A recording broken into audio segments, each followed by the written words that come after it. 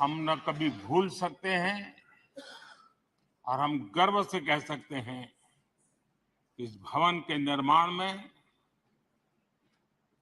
पसीना मेरे देशवासियों का लगा था,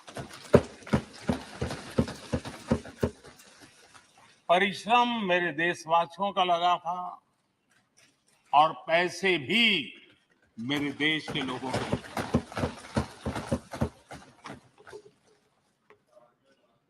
इस 75 वर्ष की हमारी यात्रा ने अनेक लोकतांत्रिक परंपराओं और प्रक्रियाओं का उत्तम से उत्तम सृजन किया है और इस सदन में रहे हुए सबने उसमें सक्रियता से योगदान भी दिया है और साक्षी भाव से उसको देखा भी। हम भले नए भवन में जाएंगे, लेकिन पुराना भवन भी, ये भवन भी आने वाली पीढ़ियों को हमेशा हमेशा प्रेरणा देता रहेगा।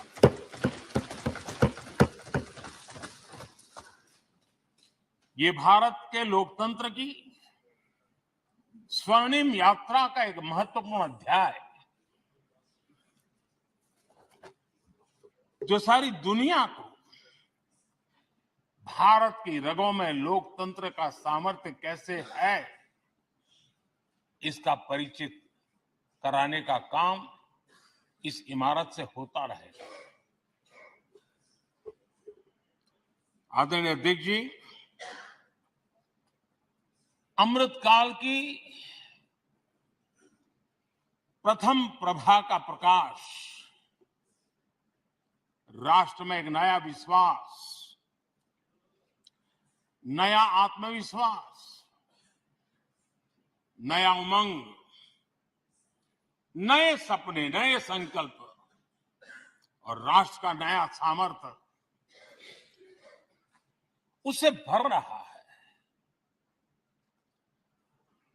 चारों तरफ आज भारतवासियों की उपलब्धि की चर्चा हो रही है और गौरव के साथ हो रही है। ये हमारे 75 साल के संसदीय इतिहास का एक सामूहिक प्रयास का परिणाम है, जिसके कारण विश्व में आज वो गूंज सुनाई दे रही है। आदरणीय अध्यक्ष जी, चंद्रयान-3 की सफलता न सिर्फ पूरा भारत, पूरा देश अभिभूत है और इसमें भारत के सामर्थ्य का एक नया रूप, जो आधुनिकता से जुड़ा है, जो विज्ञान से जुड़ा है, जो टेक्नोलॉजी से जुड़ा है, जो हमारे वैज्ञानिकों के सामर्थ्य से जुड़ा है, जो 140 करोड़ देशवासियों के संकल्प की शक्ति से जुड़ा हुआ है, वो देश और दुनिया पर एक नया प्रभाव पैदा करने वाला है।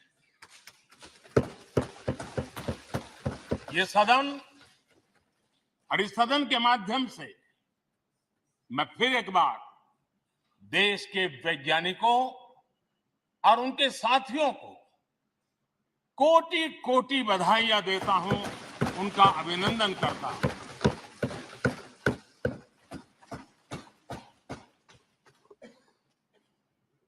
आदरणीय अध्यक्ष जी, ये सदन ने भूतकाल में जब नेम की समिट हुई थी, सर्वसम्मति से प्रस्ताव पारित करके देश के इस प्रयास को सराहा था। आज G20 की सफलता को भी आपने सर्वसम्मति से सराहा है। मैं मानता हूं देशवासियों का आपने गौरव बढ़ाया है, मैं आपका आभार व्यक्त करता हूं। G20 की सफलता 140 करोड़ देशवासियों की है। ये भारत की सफलता है, किसी व्यक्ति की सफलता नहीं है, किसी दल की सफलता नहीं है। भारत के फेडरल स्ट्रक्चर ने, भारत की विविधता ने 60 स्थानों पर 200 से अधिक समिट और उसकी मेजबानी हिंदुस्तान के अलग अलग रंग रूप में देश की अलग अलग सरकारों ने बड़े आन बान शान से की और ये प्रभाव पूरे विश्व भर के मन पर पड़ा हुआ है। ये हम सबके सेलिब्रेट करने वाला विषय है, देश के गौरव गान को बढ़ाने वाला है। और जैसा आपने उल्लेख किया, भारत इस बात के लिए गर्व करेगा, जब भारत अध्यक्ष रहा उस समय अफ्रीकन यूनियन इसका सदस्य बना।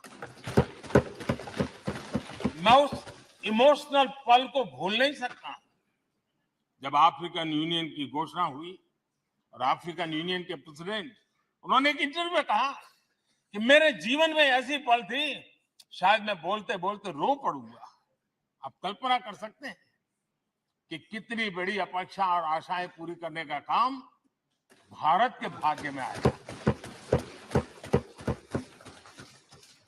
आदरणीय अध्यक्ष जी, भारत के प्रति शक करने का एक स्वभाव कई लोगों का बना हुआ है और जब आजादी मिली तब से चल रहा है।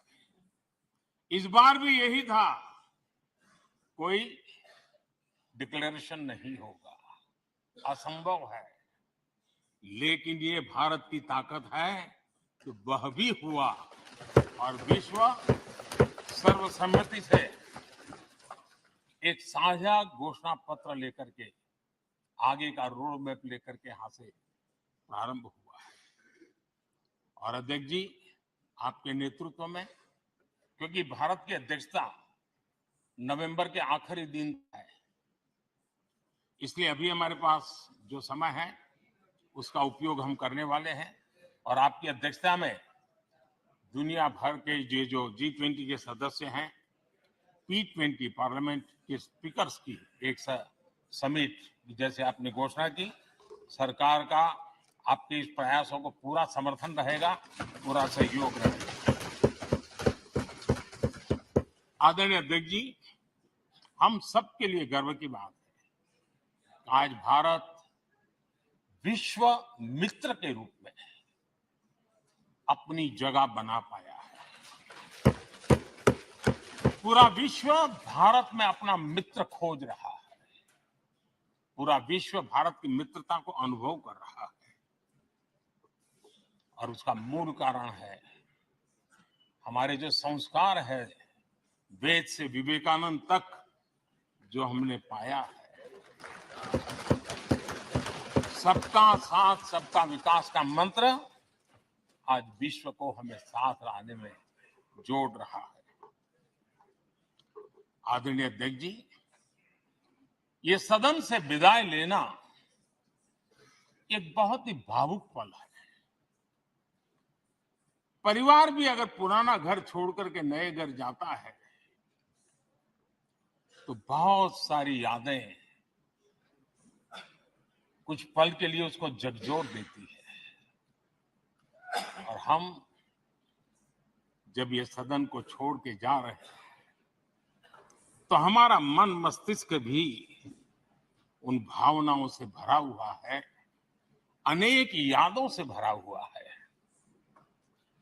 खट्टे मीठे अनुभव भी रहे हैं, नोकझोंक भी रही है, कभी संघर्ष का माहौल भी रहा है और कभी इसी सदन में उत्सव और उमंग का माहौल भी रहा है।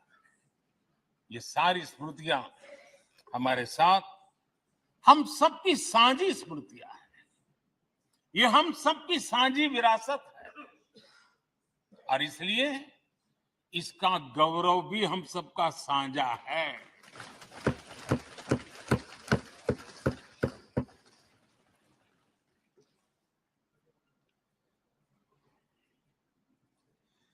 आजाद भारत के नवनिर्माण से जुड़ी हुई अनेक घटनाएं इन 75 वर्ष में यही सदन में आकार लेती हुई हमने देखी है।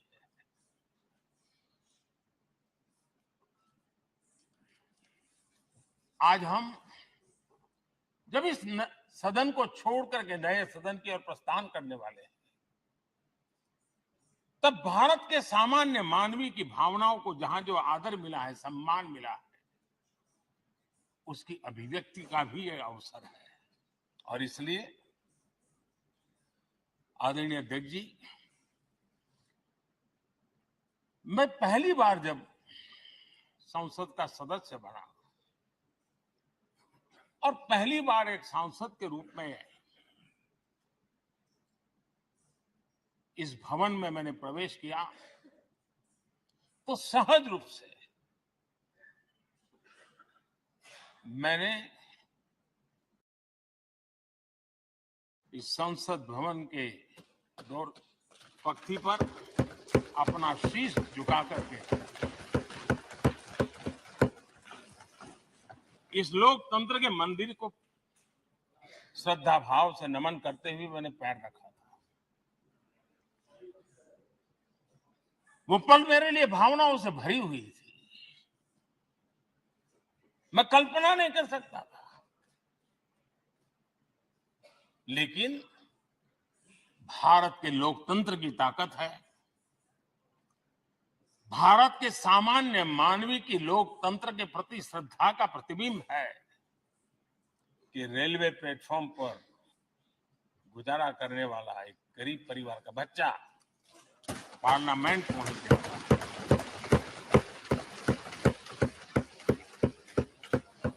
मैंने कभी कल्पना तक नहीं की कि देश मुझे इतना सम्मान देगा, इतना आशीर्वाद देगा, इतना प्यार देगा। सोचा नहीं था। आदरणीय अध्यक्ष जी, हम में से बहुत लोग हैं जो संसद भवन के अंदर जो चीजें लिखी गई उसको पढ़ते भी रहते हैं, कभी कभी उसका उल्लेख भी करते हैं। हमारे यहाँ संसद भवन के प्रवेश द्वार पर एक छांदोग्य उपनिषद का एक वाक्य है, लोक द्वारम करके पूरा वाक्य है। उसका मतलब ये होता है कि जनता के लिए दरवाजे खोलिए और देखिए कि कैसे वो अपने अधिकारों को प्राप्त करती है। हमारे ऋषि मुनियों ने लिखा हुआ है, हमारे प्रवेश द्वार पर लिखा हुआ है। हम सब और हमारे पहले जो यहां रहे हैं वो भी इस सत्यता के साक्षी है। आदरणीय अध्यक्ष जी, समय रहते जैसे जैसे वक्त बदलता गया, यह हमारे सदन की संरचना भी निरंतर बदलती रही है और अधिक समावेशी बनती गई है। समाज के हर वर्ग का प्रतिनिधि विविधताओं से भरा हुआ इस सदन में नजर आता है। अनेक भाषाएं हैं, अनेक बोलियां, अनेक पहरवेश है, अनेक खान पान है। सदन के अंदर सब कुछ है और समाज के सभी तबके के लोग, चाहे वो सामाजिक रचना के हो, चाहे आर्थिक रचना के हो, चाहे गांव या शहर के हो, एक प्रकार से पूर्ण रूप से समावेशी वातावरण सदन में पूरी ताकत के साथ जन सामान्य की इच्छा आकांक्षाओं को प्रकट करता रहा है। दलित हो, पीड़ित हो, आदिवासी हो, पिछड़े हो, महिलाएं हो, हर एक का धीरे धीरे धीरे योगदान बढ़ता चला गया है। आदरणीय अध्यक्ष जी, प्रारंभ में महिलाओं की सदस्य संख्या कम थी, लेकिन धीरे धीरे माताओं बहनों ने भी इस सदन की गरिमा को बढ़ाया है। इस सदन के गरीबों में बहुत बड़ा बदलाव लाने में उनका योगदान रहा। आदरणीय अध्यक्ष जी, प्रारंभ से अब तक एक मोटा मोटा हिसाब लगाता था, करीब करीब 7,500 से अधिक जनप्रतिनिधि दोनों सदनों में मिलाकर के योगदान दे चुके हैं। इतने सालों में 7,500 से करीब ज्यादा। इस कालखंड में करीब 600 महिला सांसदों ने भी इस सदन की गरिमा को बढ़ाया है, दोनों सदन की। और आदरणीय अध्यक्ष जी, आप जानते हैं इस सदन में आदरणीय इंद्रजीत गुप्ता जी 43 ईयर, अगर मेरी गलती नहीं हो तो 43 ईयर इस सदन में लंबा समय बैठ करके इस सदन के साक्षी बनने का उनको सौभाग्य मिला। और यही सदन है आदरणीय अध्यक्ष जी जहां शकीकुर रहमान जी 93 की एज में भी सदन में अपना योगदान देते रहे, जबकि उनकी उम्र 93। और आदरणीय अध्यक्ष जी, ये भारत के लोकतंत्र की ताकत है कि 25 साल की उम्र की चंद्रमणि मुर्मू इस सदन की सदस्य बनी थी। सिर्फ 25 साल की उम्र की, सबसे छोटी उम्र की सदस्य बनी थी। आदरणीय अध्यक्ष महोदय, वाद विवाद कटाक्ष ये सब कुछ हम सबने अनुभव किया है, हम सबने इनिशिएट भी किया है, कोई बात नहीं रही है। लेकिन उसके बावजूद भी शायद जो परिवार भाव हम लोगों के बीच में रहा है, हमारे पहले की पीढ़ियों में भी रहा है, जो लोग प्रचार माध्यमों से हमारे यहाँ का रूप देखते हैं और बाहर निकलते ही हमारा जो अपनापन होता है, परिवार भाव होता है, वो एक अलग ही ऊंचाई पर ले जाता है। और ये भी इस सदन की ताकत है, एक परिवार भाव। और उसके साथ साथ हम कभी कड़वाहट पाल करके नहीं जाते हैं, हम उसी प्यार से सदन छोड़ने के कई वर्षों के बाद भी मिल जाए तो भी उस प्यार को कभी भूलते नहीं है, उस स्नेह भरे याद दिनों को भूलते नहीं है। वो मैं अनुभव कर सकता हूं। आदरणीय अध्यक्ष जी, हमारे पहले भी और वर्तमान भी हमने कई बार देखा है कि अनेक संकटों के बावजूद भी, अनेक असुविधाओं के बावजूद भी सांसद सदन में आए हैं और उन्होंने शारीरिक पीड़ा भी असह्य हो तो भी सदन में एक सांसद के रूप में, जनप्रतिनिधि के रूप में अपना कर्तव्य निभाया है। ऐसी अनेक घटनाएं आज हमारे सामने हैं। गंभीर गंभीर बीमारियों के बावजूद भी कोई व्हीलचेयर में आना पड़ा, किसी को डॉक्टरों को बाहर खड़े रख करके अंदर आना पड़ता, लेकिन सभी सांसदों ने कभी न कभी इस प्रकार से अपनी भूमिका निभाई। कोरोना काल हमारे सामने उदाहरण है।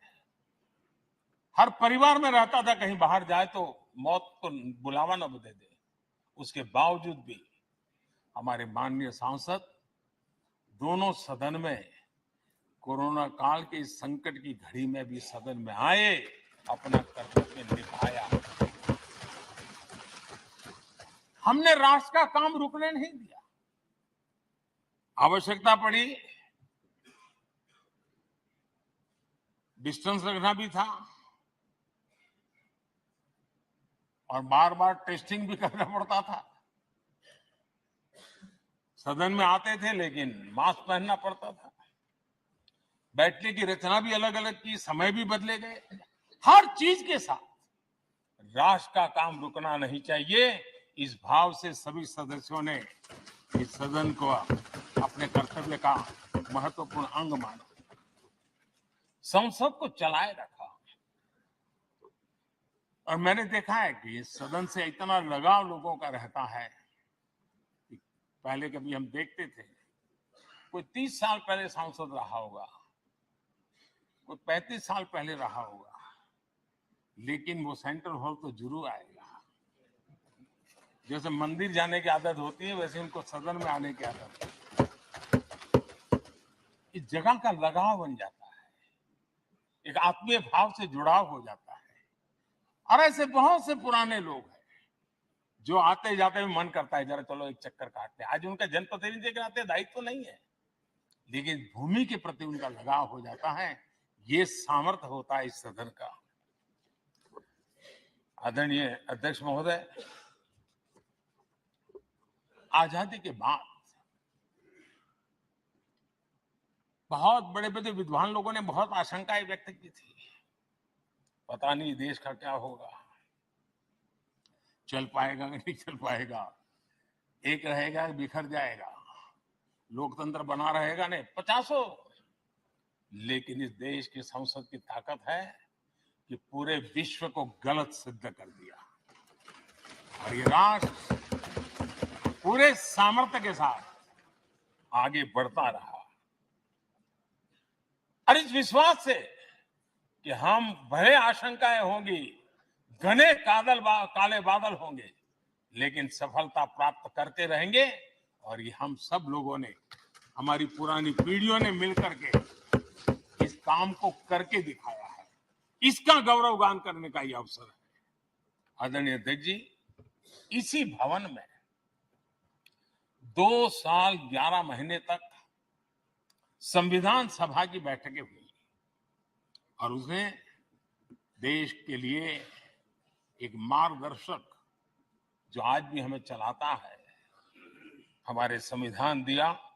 और 26 नवंबर 1949 को जो संविधान हमें मिला, वो 26 जनवरी 1950 को लागू हुआ।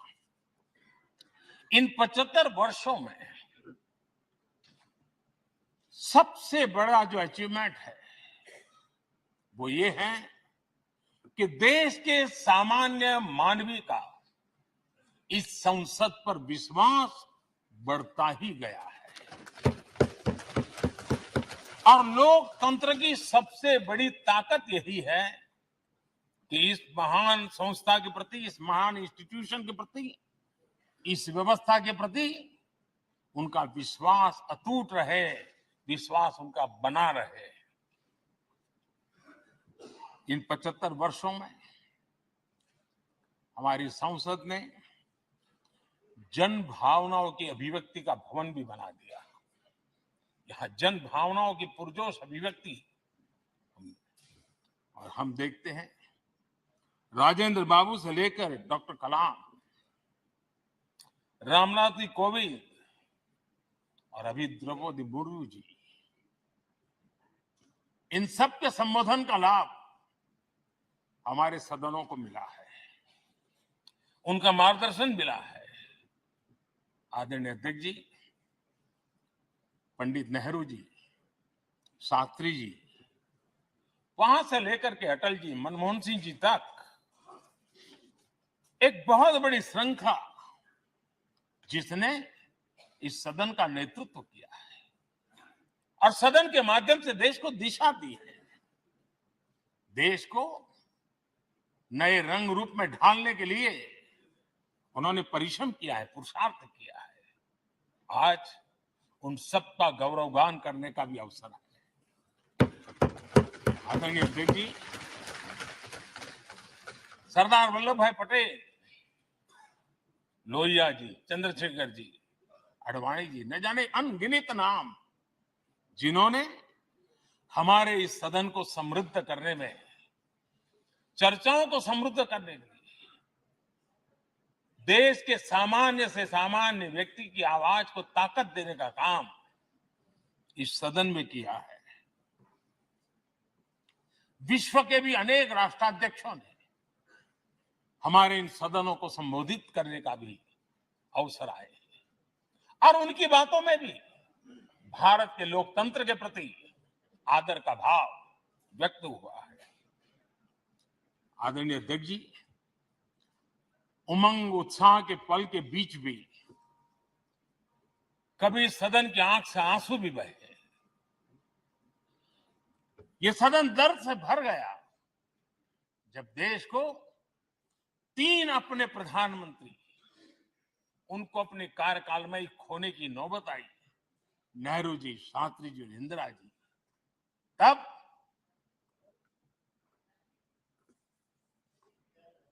ये सदन अश्रु भीनी आंखों से उन्हें विदाई दे रहा था। आदरणीय अध्यक्ष जी, अनेक चुनौतियों के बावजूद भी हर स्पीकर ने, हर सभापति ने बेहतरीन तरीके से दोनों सदनों को सुचारू रूप से चलाया है और अपने कार्यकाल में उन्होंने जो निर्णय किए वो निर्णय मावलंकर जी से काल से शुरू हुए हो या सुमित्रा जी के कालखंड के हो या बिरला जी के, आज भी उन निर्णयों को रेफरेंस पॉइंट माना जाता है। ये काम हमारे करीब 17 स्पीकर और उसमें 2 हमारी महिला स्पीकर ने भी, और मावलंकर जी से लेकर के सुमित्रा ताई तक और बिरला जी का मार्गदर्शन आज भी हमें मिल रहा है। हर एक ने अपनी अपनी शैली रही है, लेकिन उन्होंने सबको साथ लेकर के नियमों कानूनों के बंधन में इस सदन को हमेशा ऊर्जावान बनाए रखा है।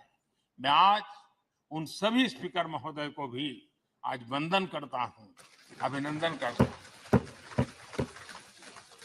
आदरणीय अध्यक्ष जी, ये सही है कि हम जनप्रतिनिधि अपनी अपनी भूमिका निभाते हैं, लेकिन सातत्यपूर्ण तरीके से हमारे बीच जो एक टोली बैठती है उनकी भी कई पीढ़ियां बदल गई है।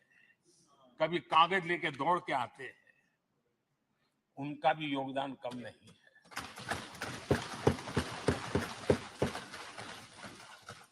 हमें कागज पत्र पहुंचाने के लिए दौड़ते हैं, सदन में कोई गलती ना हो जाए, उसके निर्णय में कोई गलत ना हो जाए, उसके लिए वो चौकन्ने रहते हैं।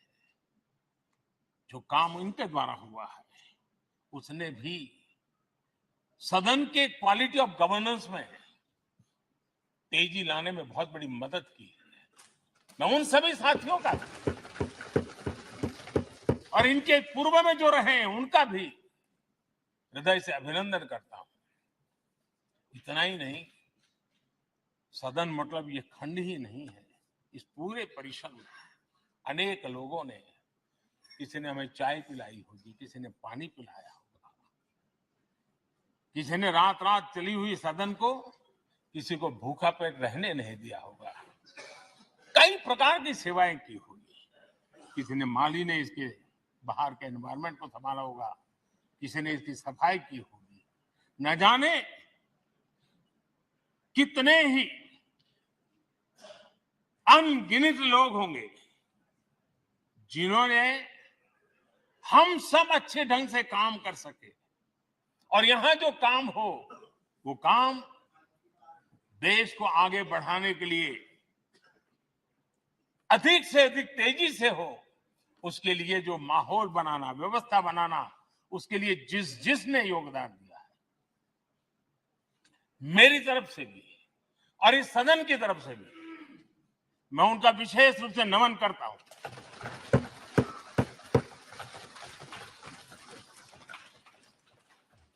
आदरणीय अध्यक्ष जी, लोकतंत्र का ये सदन, आतंकी हमला हुआ, पूरे विश्व में यह आतंकी हमला एक इमारत पर नहीं था, मदर ऑफ डेमोक्रेसी एक प्रकार से हमारी जीवात्मा पर यह हमला था। ये देश उस घटना को कभी भूल नहीं सकता है, लेकिन आतंकियों से लड़ते लड़ते सदन को बचाने के लिए और हर सदस्य को बचाने के लिए जिन्होंने अपने सीने पर गोलियां झेली, आज मैं उनको भी नमन करता हूं। हमारे बीच नहीं है, लेकिन उन्होंने बहुत बड़ी रक्षा की है। आदरणीय अध्यक्ष जी, जब आज हम इस सदन को छोड़ रहे हैं, तब मैं उन पत्रकार मित्रों को भी याद करना चाहता हूं जिन्होंने जीवन में, कुछ लोग तो ऐसे हैं जिन्होंने पूरा जीवन अपने कार्यकाल में संसद के काम को ही उन्होंने रिपोर्ट किया है। एक प्रकार से वो जीवंत साक्षी रहे हैं। उन्होंने यहां की पल पल की जानकारी देश तक पहुंचाई, और तब तो ये सारा टेक्नोलॉजी अवेलेबल नहीं थी। तब वही लोग थे जो यहां की बात पहुंचाते थे, और उनका सामर्थ्य था वो अंदर की भी पहुंचाते थे और अंदर की भी पहुंचाते थे।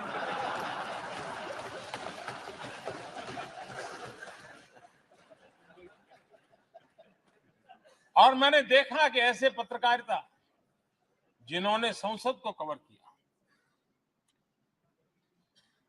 शायद उनके नाम जाने नहीं जाते होंगे, लेकिन उनके काम को कोई भूल नहीं सकता है। और खबरों को लिए नहीं, भारत की इस विकास यात्रा को संसद भवन से समझने के लिए उन्होंने अपनी शक्ति खपा दी थी।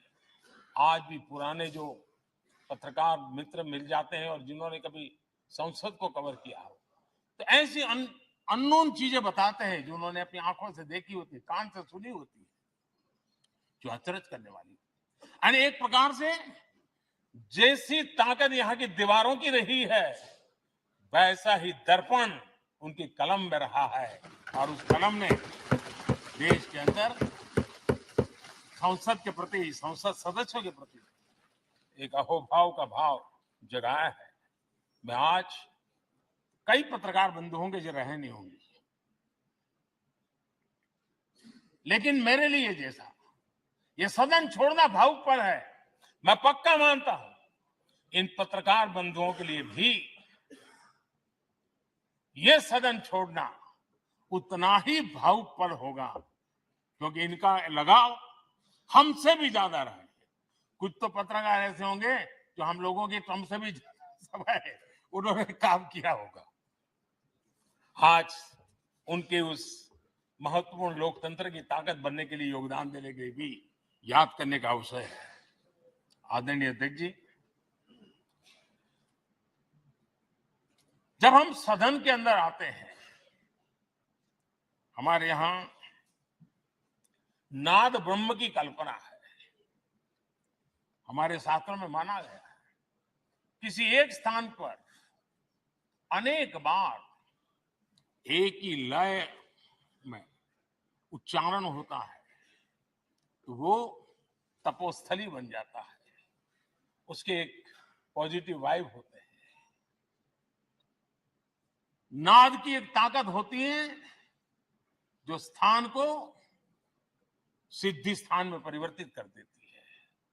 मैं मानता हूं ये सदन भी उस 7,500 जनप्रतिनिधियों के द्वारा बार बार जो शब्द गूंजे हैं, जो वाणी यहां गूंजी है, उसने इस सदन में हम बैठकर आगे चर्चा करें या ना करें, लेकिन इसकी गूंज इसे तीर्थ क्षेत्र बना देती है।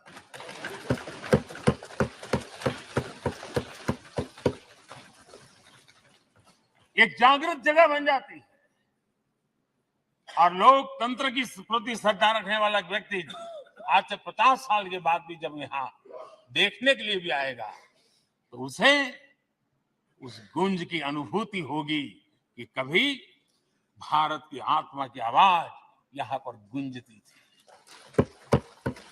और इसलिए अध्यक्ष महोदय, ये वो सदन है जहां कभी भगत सिंह, बटुकेश्वर दत्त, उन्होंने अपनी वीरता सामर्थ्य से अंग्रेज सल्तनत को जगा दिया था बम का धमाका कर। वो बम की गूंज भी जो देश का भला चाहते हैं उनको कभी सोने नहीं देती। आदरणीय अध्यक्ष जी, ये वो सदन है जहां पंडित जी को इसलिए भी याद किएगा, अनेक बातों के लिए याद करेगा, लेकिन हम जरूर याद करेंगे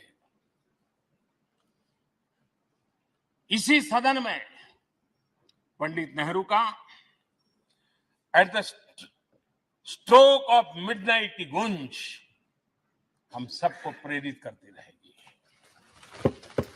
और इसी सदन में अटल जी ने कहा था,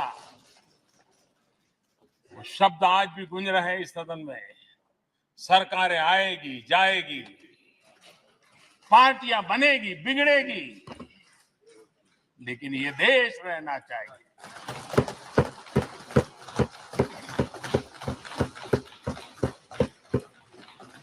आदरणीय अध्यक्ष जी, पंडित नेहरू की जो प्रारंभिक मंत्री परिषद थी, बाबा साहब आम्बेडकर जी एक मंत्री के रूप में दुनिया की बेस्ट प्रैक्टिसेस भारत में लाने पर बहुत जोर दिया करते थे।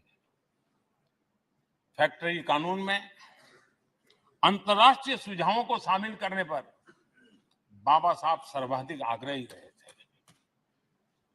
और उसका परिणाम आज देश को लाभ मिल रहा है।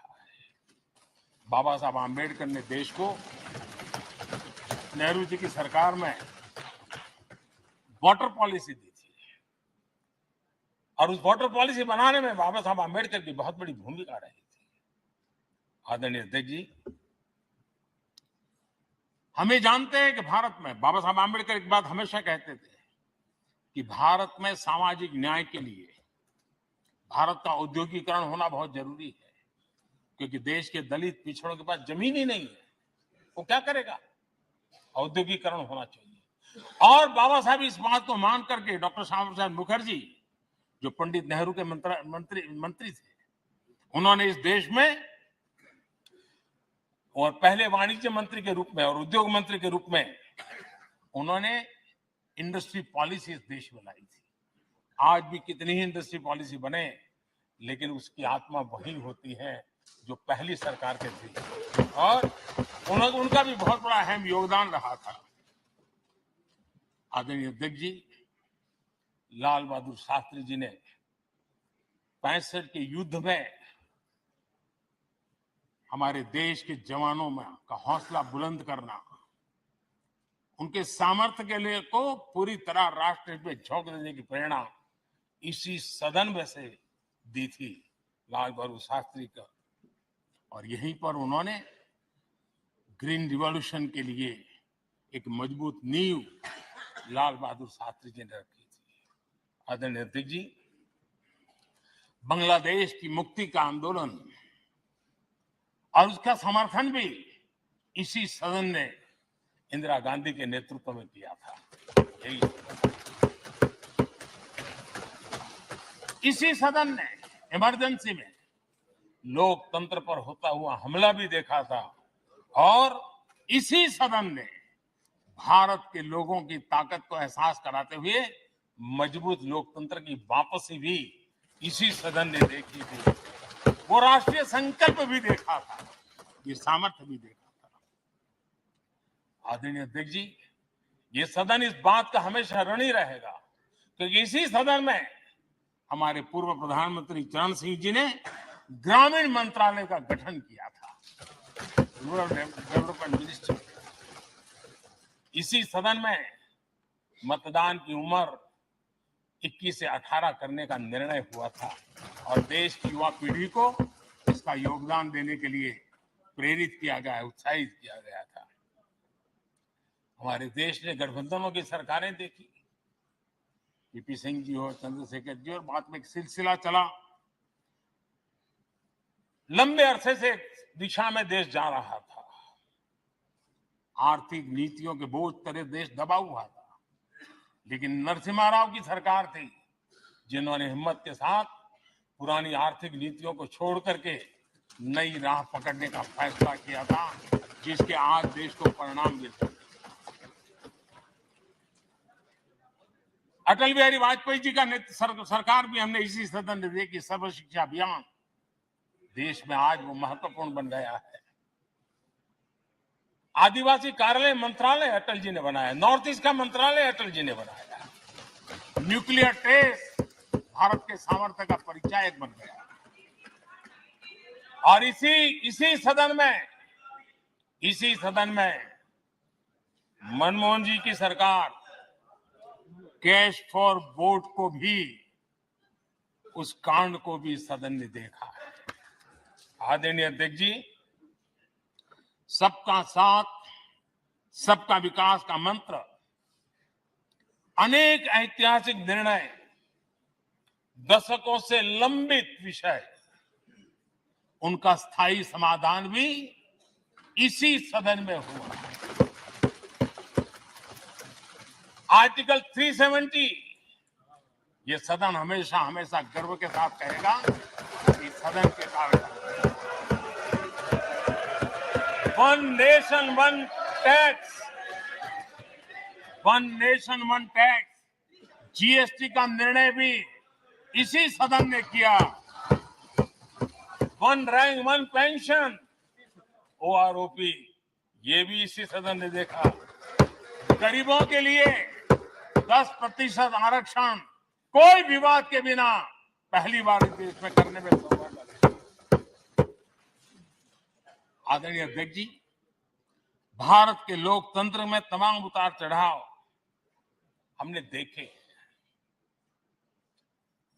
और ये सदन लोकतंत्र की ताकत है, लोकतंत्र की ताकत की साक्षी है, जन विश्वास का एक केंद्र बिंदु रहा है। इस सदन की विशेषता देखिए और दुनिया के लोगों का आज भी आश्चर्य होता है। यह सदन है जिसमें कभी 4 सांसद वाली पार्टी सत्ता में होती थी और 100 सदस्य वाली पार्टी विपक्ष में बैठती थी। ये भी सामर्थ्य इस सदन के लोकतंत्र की ताकत का परिचय कराता है। और यही सदन है जिसमें एक वोट से अटल जी की सरकार गई थी और लोकतंत्र की गरिमा को बढ़ाया था।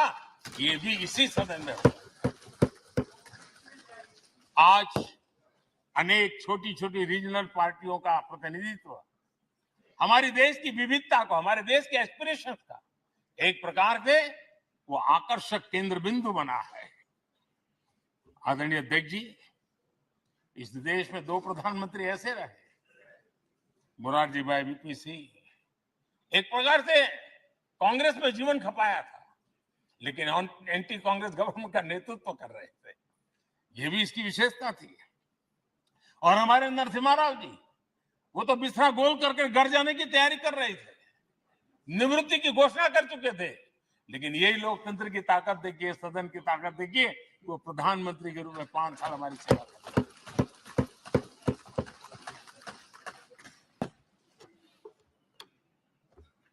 आदरणीय अध्यक्ष जी,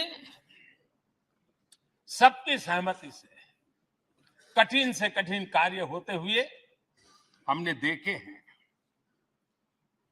2000 की साल थी, अटल जी की सरकार थी। इसी सदन ने 3 राज्यों का गठन सर्व स्वीकृति से किया और बड़े उमंग उत्साह से किया। जब छत्तीसगढ़ की रचना हुई तो उत्सव छत्तीसगढ़ ने भी मनाया, उत्सव मध्य प्रदेश ने भी मनाया। जब उत्तराखंड की रचना हुई तो उत्सव उत्तराखंड ने भी मनाया, उत्सव उत्तर प्रदेश ने भी मनाया। जब झारखंड की रचना हुई तो उत्सव झारखंड ने भी मनाया, उत्सव बिहार ने भी बताया। ये हमारे सदन का सामर्थ्य, सब सहमति का वातावरण बना करके। लेकिन कुछ कड़वी यादें वो भी हैं कि तेलंगाना के हक को दबोचने के लिए भारी प्रयास हुए, खून की नदियां भी बही और बनने के बाद न तेलंगाना उत्सव मना पाया, न आंध्र उत्सव मना पाया। एक कटुता के बीज बो दिए गए। अच्छा होता उसी उमंग और उत्साह के साथ हम तेलंगाना का निर्माण करते तो एक नई ऊंचाई पर आज तेलंगाना पहुंच चुका होता। आदरणीय अध्यक्ष जी, संविधान सभा ने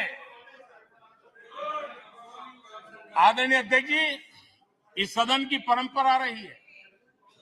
संविधान सभा ने उस समय अपना दैनिक भत्ता 45 रुपये से कम करके 40 कर दिया था। उनको लगा हमें इसको कम करना चाहिए। आदरणीय अध्यक्ष जी, यही सदन है कैंटीन में मिलने वाली सब्सिडी, जो बहुत कम पैसे में खाना मिलता था, इसी सदस्यों ने उस सब्सिडी को भी खत्म कर दिया और पूरा पैसा देकर के अब कैंटीन में खाते हैं। आदरणीय अध्यक्ष जी, कोरोना काल में जब जरूरत पड़ी तो यही सांसद जिन्होंने एमपी लेड फंड को छोड़ दिया और देश को इस संकट की घड़ी में मदद करने के लिए आगे आए। इतना ही नहीं, कोरोना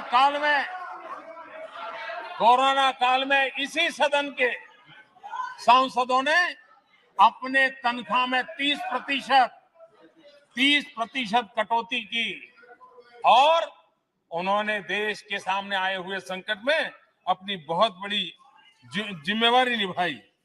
आदरणीय अध्यक्ष जी, हम गर्व से कह सकते हैं, ये सदन में बैठे हुए लोग भी कह सकते हैं, हमारे पूर्वज जो सदन में बैठे थे वो भी कह सकते हैं कि हम ही लोग हैं जिन्होंने हम पर डिसिप्लिन लाने के लिए हमारे यहां जनप्रतिनिधित्व कानून में समय समय पर कठोरता बरती। नियम हमने ही लादे, हमने ही तय किया कि नहीं, जनप्रतिनिधि के जीवन में नहीं हो सकता।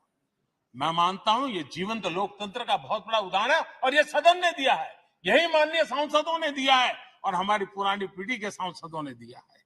और मैं मानता हूं कि कभी कभी उन चीजों को भी याद करना चाहिए। आदरणीय अध्यक्ष जी, हम जो वर्तमान सांसद हैं उनके लिए तो ये विशेष सौभाग्य का अवसर है। सौभाग्य का अवसर इसलिए है कि हमें इतिहास और भविष्य दोनों की कड़ी बनने का अवसर देता है।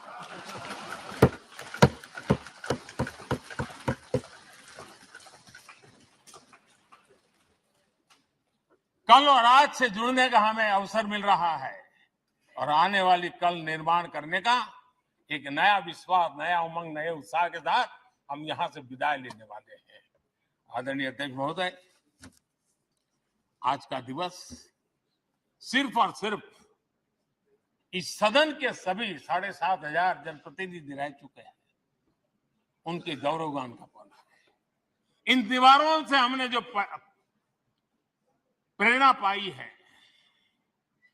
जो नया विश्वास पाया है, उसको लेकर जाने का है। बहुत सी बातें ऐसी थी जो सदन में हर किसी की ताली की हकदार थी, लेकिन शायद राजनीति उसमें भी आड़े आ रही है। नेहरू जी के योगदान का गौरवगान अगर इस सदन में होता है, कौन सदस्य होगा जिसको ताली बजाने का मन न कर जाए। लेकिन उसके बावजूद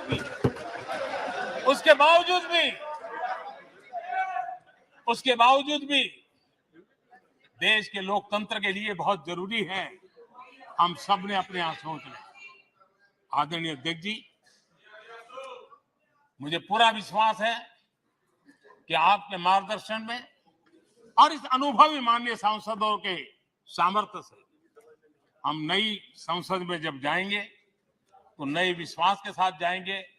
मैं फिर एक बार, आज पूरा दिवस आपने इन पुरानी स्मृतियों को ताजा करने के लिए दिया, एक अच्छे वातावरण में सबको याद करने का मौका दिया।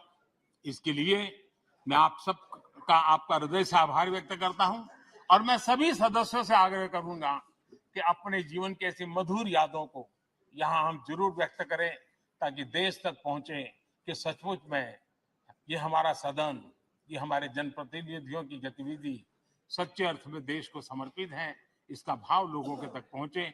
इसी एक अपेक्षा के साथ मैं फिर एक बार इस धरती को प्रणाम करता हूं, इस सदन को प्रणाम करता हूं,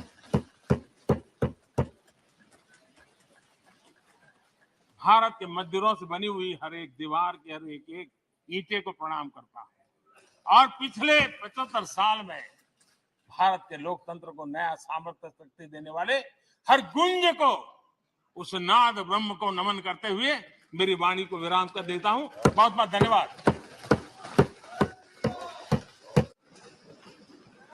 माननीय सदस्यगण, माननीय प्रधानमंत्री जी ने इस सदन की सीख, अनुभव, यहाँ की प्रेरणा, यहाँ की गूंज के बारे में व्यक्त किया है। मैं ये अपेक्षा करूंगा कि आज का दिन इसी तरीके से सकारात्मक वातावरण में हम चर्चा करें, सकारात्मक विषय रखें और जो कुछ भी यहाँ से सीखा है, हमारे पूर्वजों ने जो कुछ भी इस देश को, लोकतंत्र को दिया है, उसके बारे में सकारात्मक विचार रखें। आप सभी को बहुत बहुत धन्यवाद। अधीर रंजन चौधरी जी।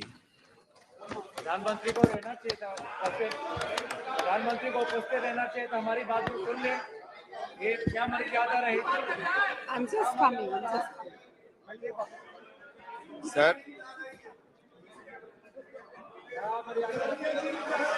ये हमारे ये उनका बैग यहीं पे है, उनका बैग यहीं पे है, उनका बैग यहीं पे, ये देखिए बैग, आपके बैग यहीं पे, आप तो चले नहीं गए, आप तो चले नहीं गए, अरे बाप रे, चिंता नहीं आ रही है।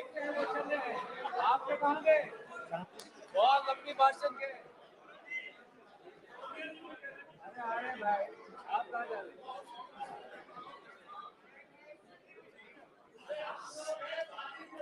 Sir,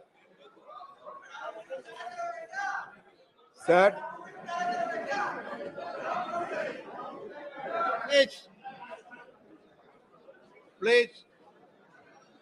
Sir, I must appreciate your endeavor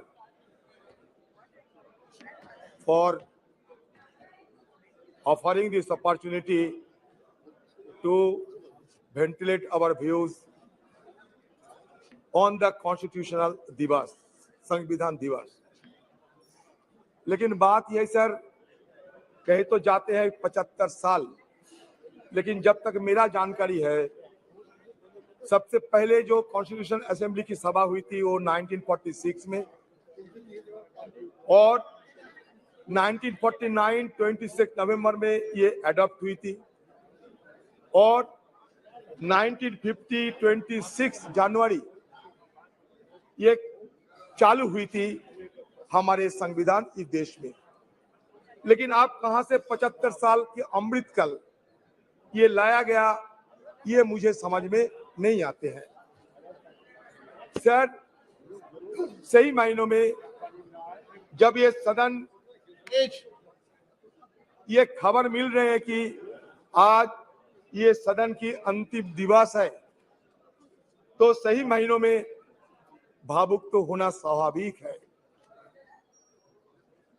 कितने सारे विद्वजनों ने, ज्ञानियों ने, पंडितों ने और देश प्रेमी ने हमारे ये सदन, उसके साथ साथ हमारा संविधान और ये देश की लोकतंत्र की रक्षा करने के लिए न जाने कितने योगदान किए होंगे।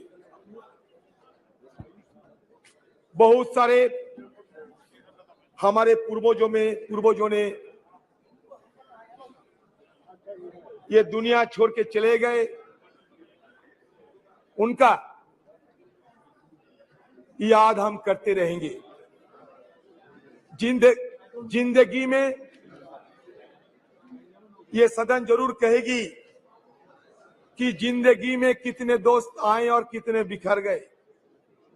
किसी ने 2 रोज के लिए आए, तो किसी ने चलते ही सांस भर लिए।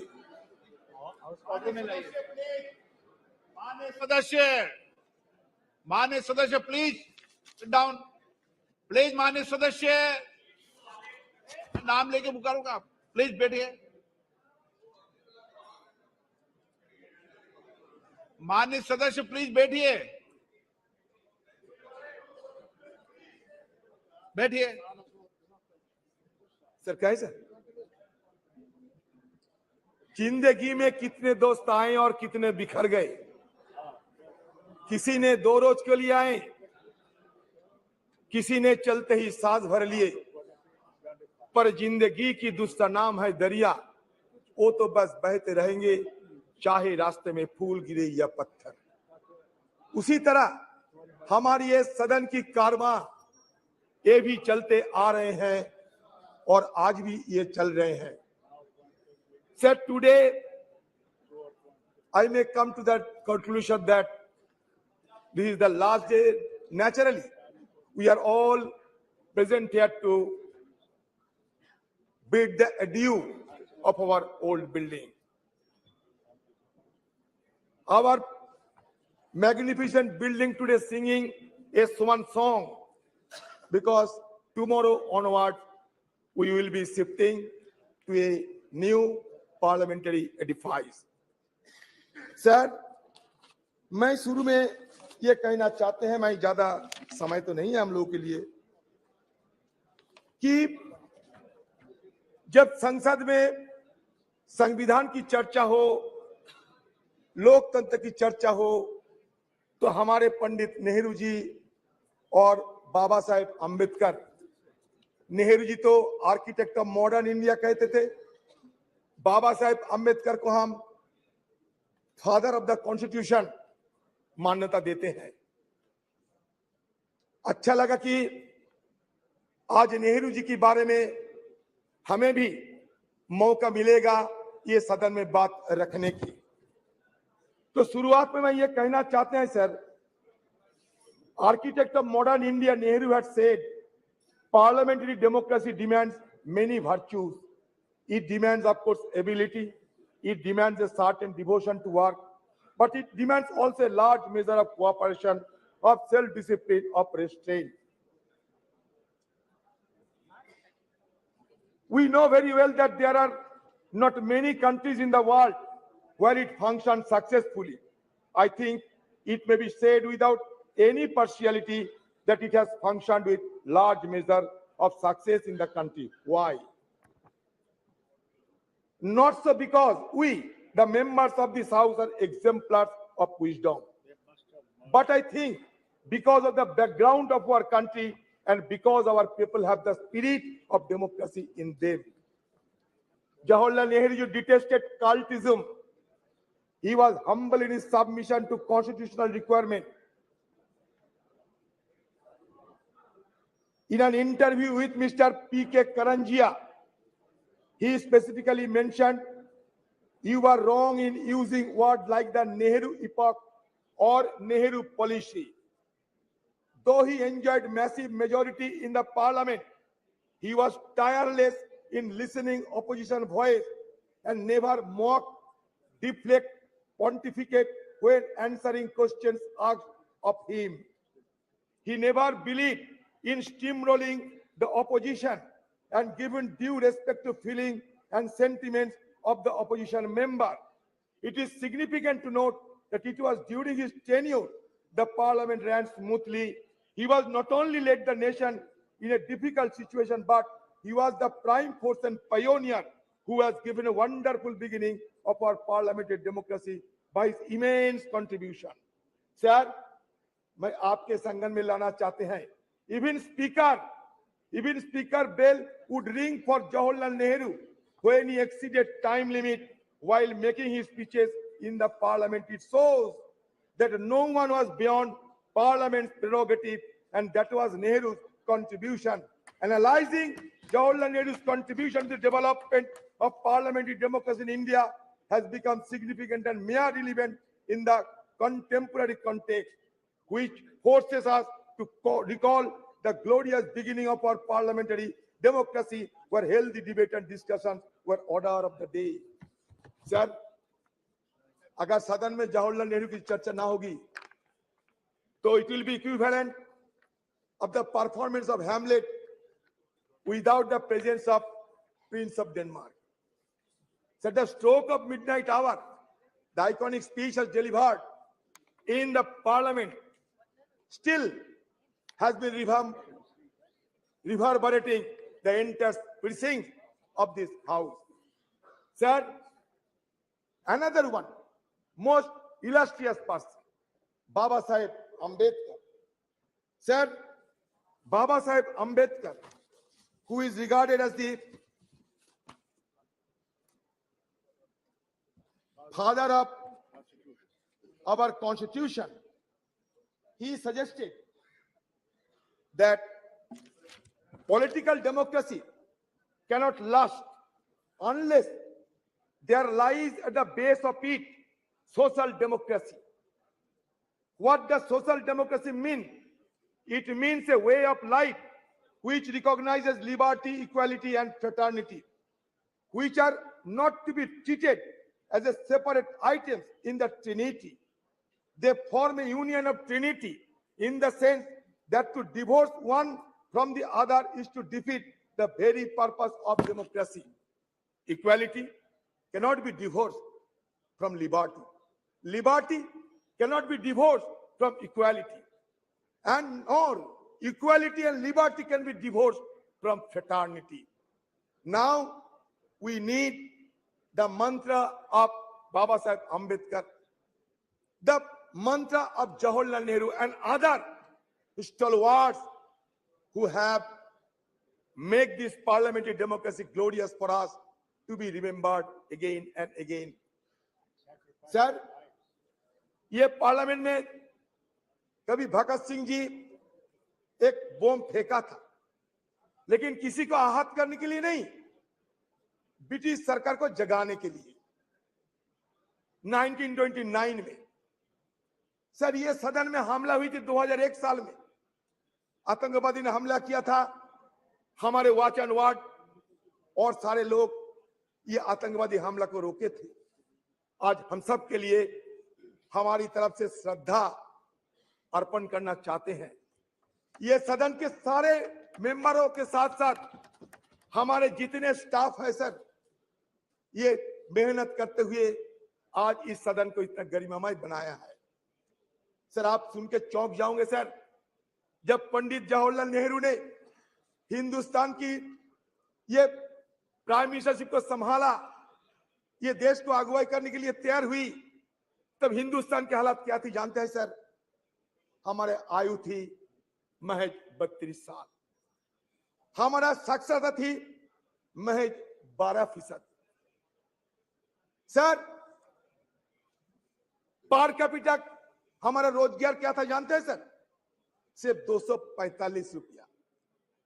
आप सोचिए, एक तरफ अकाल, विभाजन, पाकिस्तान और हिंदुस्तान का बंटवारा, लाखों की तादाद के लोगों को जान गंवाने पड़े, सारे देश में तही तही मच गई थी। उसी कठिन हालात में जवाहरलाल नेहरू साहब को ये सरकार को संभालने पड़ी, और उस समय की हमारे आर्थिक हाल को भी अब देखिए कि रोजाना हमारी देश की हर व्यक्ति को रोजगार थी सिर्फ 245 रुपया।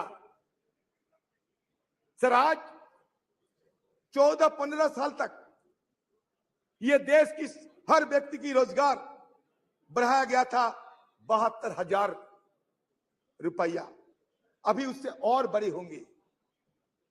तो इसका मतलब किस जगह से उन्होंने शुरू किया था और किस जगह पहुंचे। इसीलिए उन्होंने कहा था उसी दिन कि long years ago we made tryst with destiny and the time comes when we will redeem our pledge. सिर्फ जवाहरलाल नेहरू नहीं, उस कॉन्स्टिट्यूएंट असेंबली में जितने लोग थे सारे ने ये शपथ ली थी कि हम देश को आगे बढ़ाएंगे, और देश आगे बढ़ते बढ़ते यहां तक पहुंचे। सर, चंद्रयान की बात हो रहे थे, आपको जानकारी देना चाहते हैं, 1946 में हमारे देश की आजादी के पहले ये नेहरू जी के नेतृत्व में एटॉमिक रिसर्च कमेटी बनाया गया था। 1948 से हमारे देश में ये नेहरू जी के नेतृत्व में हम सिर्फ आज की मॉडर्न टेक्नोलॉजी और आज की साइंस विज्ञान की तरफ हम आगे निकलते हुए हमें ये देश के लिए क्या किया सर? ये देश के लिए बनाया इसरो। विक्रम भाई साराभाई की अगुवाई में, नेहरू जी के दर्शन से ये इसरो बने, आज नहीं 1964 में।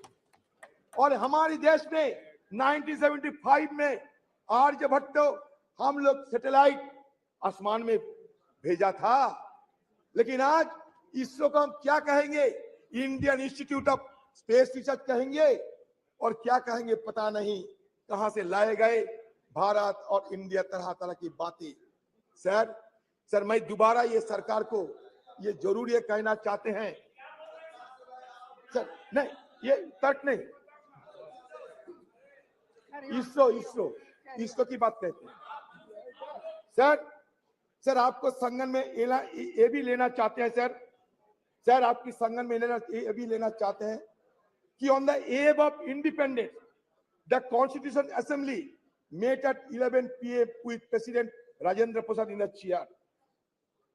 Sucheta Kripalini, a member from Uttar Pradesh, sang the first verse of Bande Mataram to mark the opening of special session. Prime Minister Jawaharlal Nehru delivered his famous Trees to Destiny speech.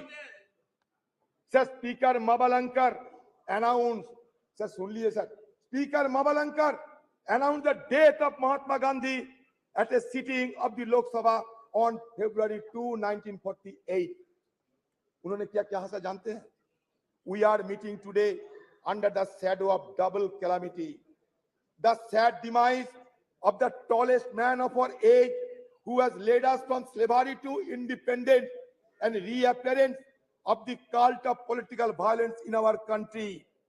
Mabalankar said, a glory that was said by Mabalankar ji.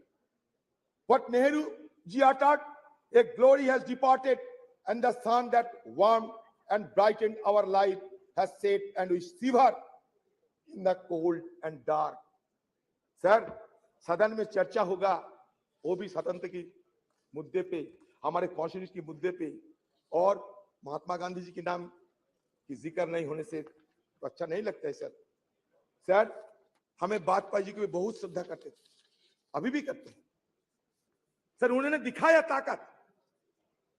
1974 में इंदिरा जी पोखरान में atomic explosion किए थे sir. उस समय से विदेशों की ताकतों ने हमें कमजोर करने के लिए हर संभव प्रयास की, लेकिन अटल जी रुके नहीं।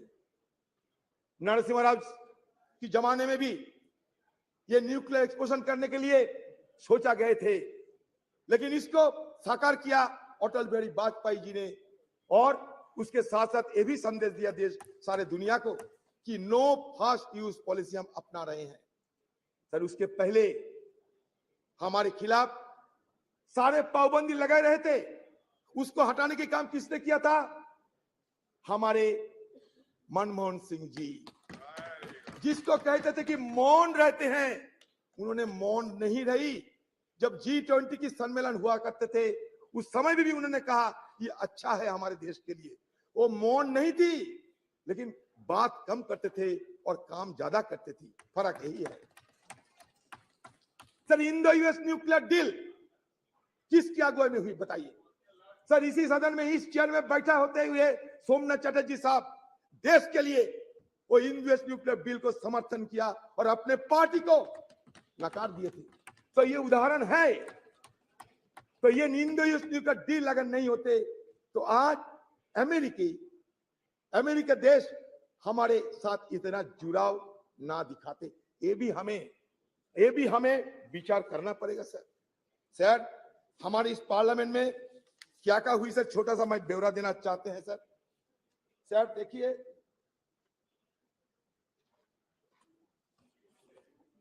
सर, इस सदन में सर 1951 में रिप्रेजेंटेशन ऑफ पीपल्स एक्ट पारित हुई थी, to ensure that people are given the right to vote.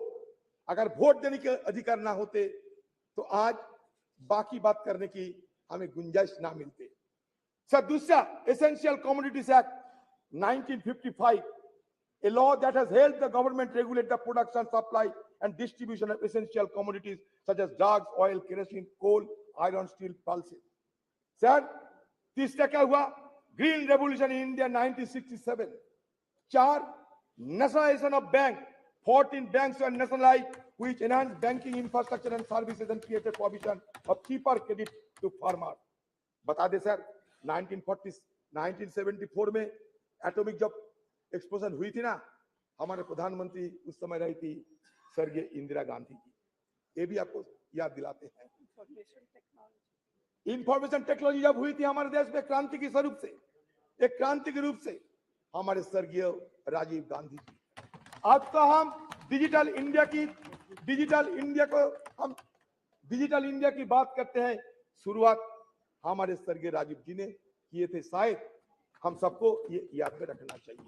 C dot से लेकर आज आर्टिफिशियल इंटेलिजेंस, जितने भी एवोल्यूशन होते हैं, इसका पीछे क्या इतिहास है, इसको हमें ध्यान में रखना चाहिए। हिस्ट्री को हम भूलना नहीं चाहिए।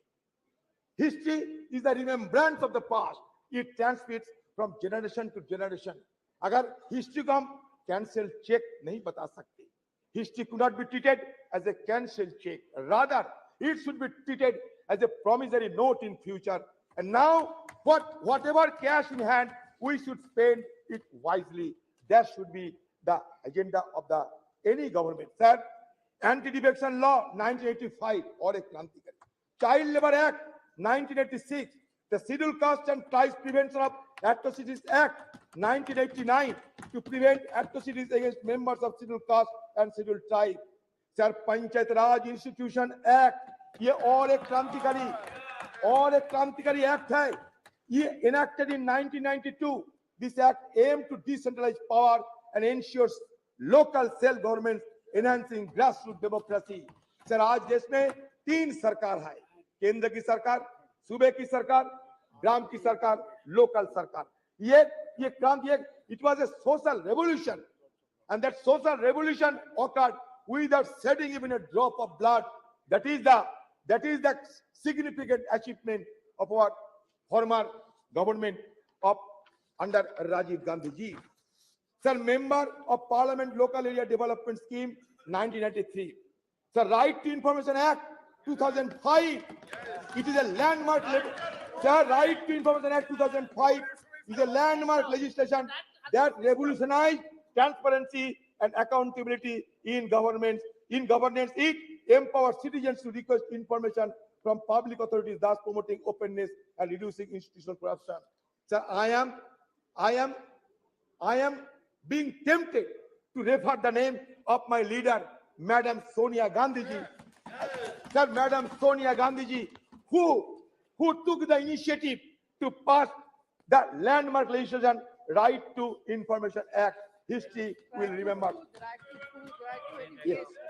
The scheduled tribe and other traditional forest dwellers, recognition of Forest Rights Act 2006. National Rural Employment Guarantee Act NREGA. Sir, ये नरेगा के खिलाफ कटुक्ति करते हुए कहते थे किसी ने, ये मरेगा, ये नरेगा नहीं, ये मरेगा। लेकिन नरेगा मरे नहीं, नरेगा जिए हैं।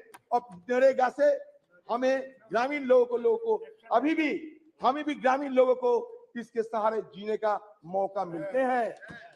Sir, right to education act और एक क्रांतिकारी विधेयक पारित किए गए 2009 साल में। ये राइट टू एजुकेशन एक्ट के तहत it made education a fundamental right for children aged 6 to 14 years. Sir, again, Food Security Act, National Food Security Act 2013. The Food Security Act aims to provide subsidized food grains to large section of the population, ensuring food security. It sought to address malnutrition and hunger by guaranteeing access to essential food items. Sir, the issue is, sir, जानते हैं, गरीबी बढ़ रहे हैं, सारा देश में गरीबी बढ़ रहे हैं। सर, पॉवर्टी इंडेक्स में 117 की देश के अंदर हम 107 में आ गए। सर, कभी हमारे देश को देखते हुए ड्रेज और अमर्त्य सेन ने यह कहा था कि it looks like the island of California in a sea of sub Saharan country. इसलिए हमारा ये गरीबी को सबको चूकता है। एक तरफ बढ़ते हैं कुछ चुनिंदे लोगों ने, लेकिन दूसरी तरफ हमारा गरीबी भी बढ़ते जा रहे हैं। इसको ध्यान में रखना चाहिए।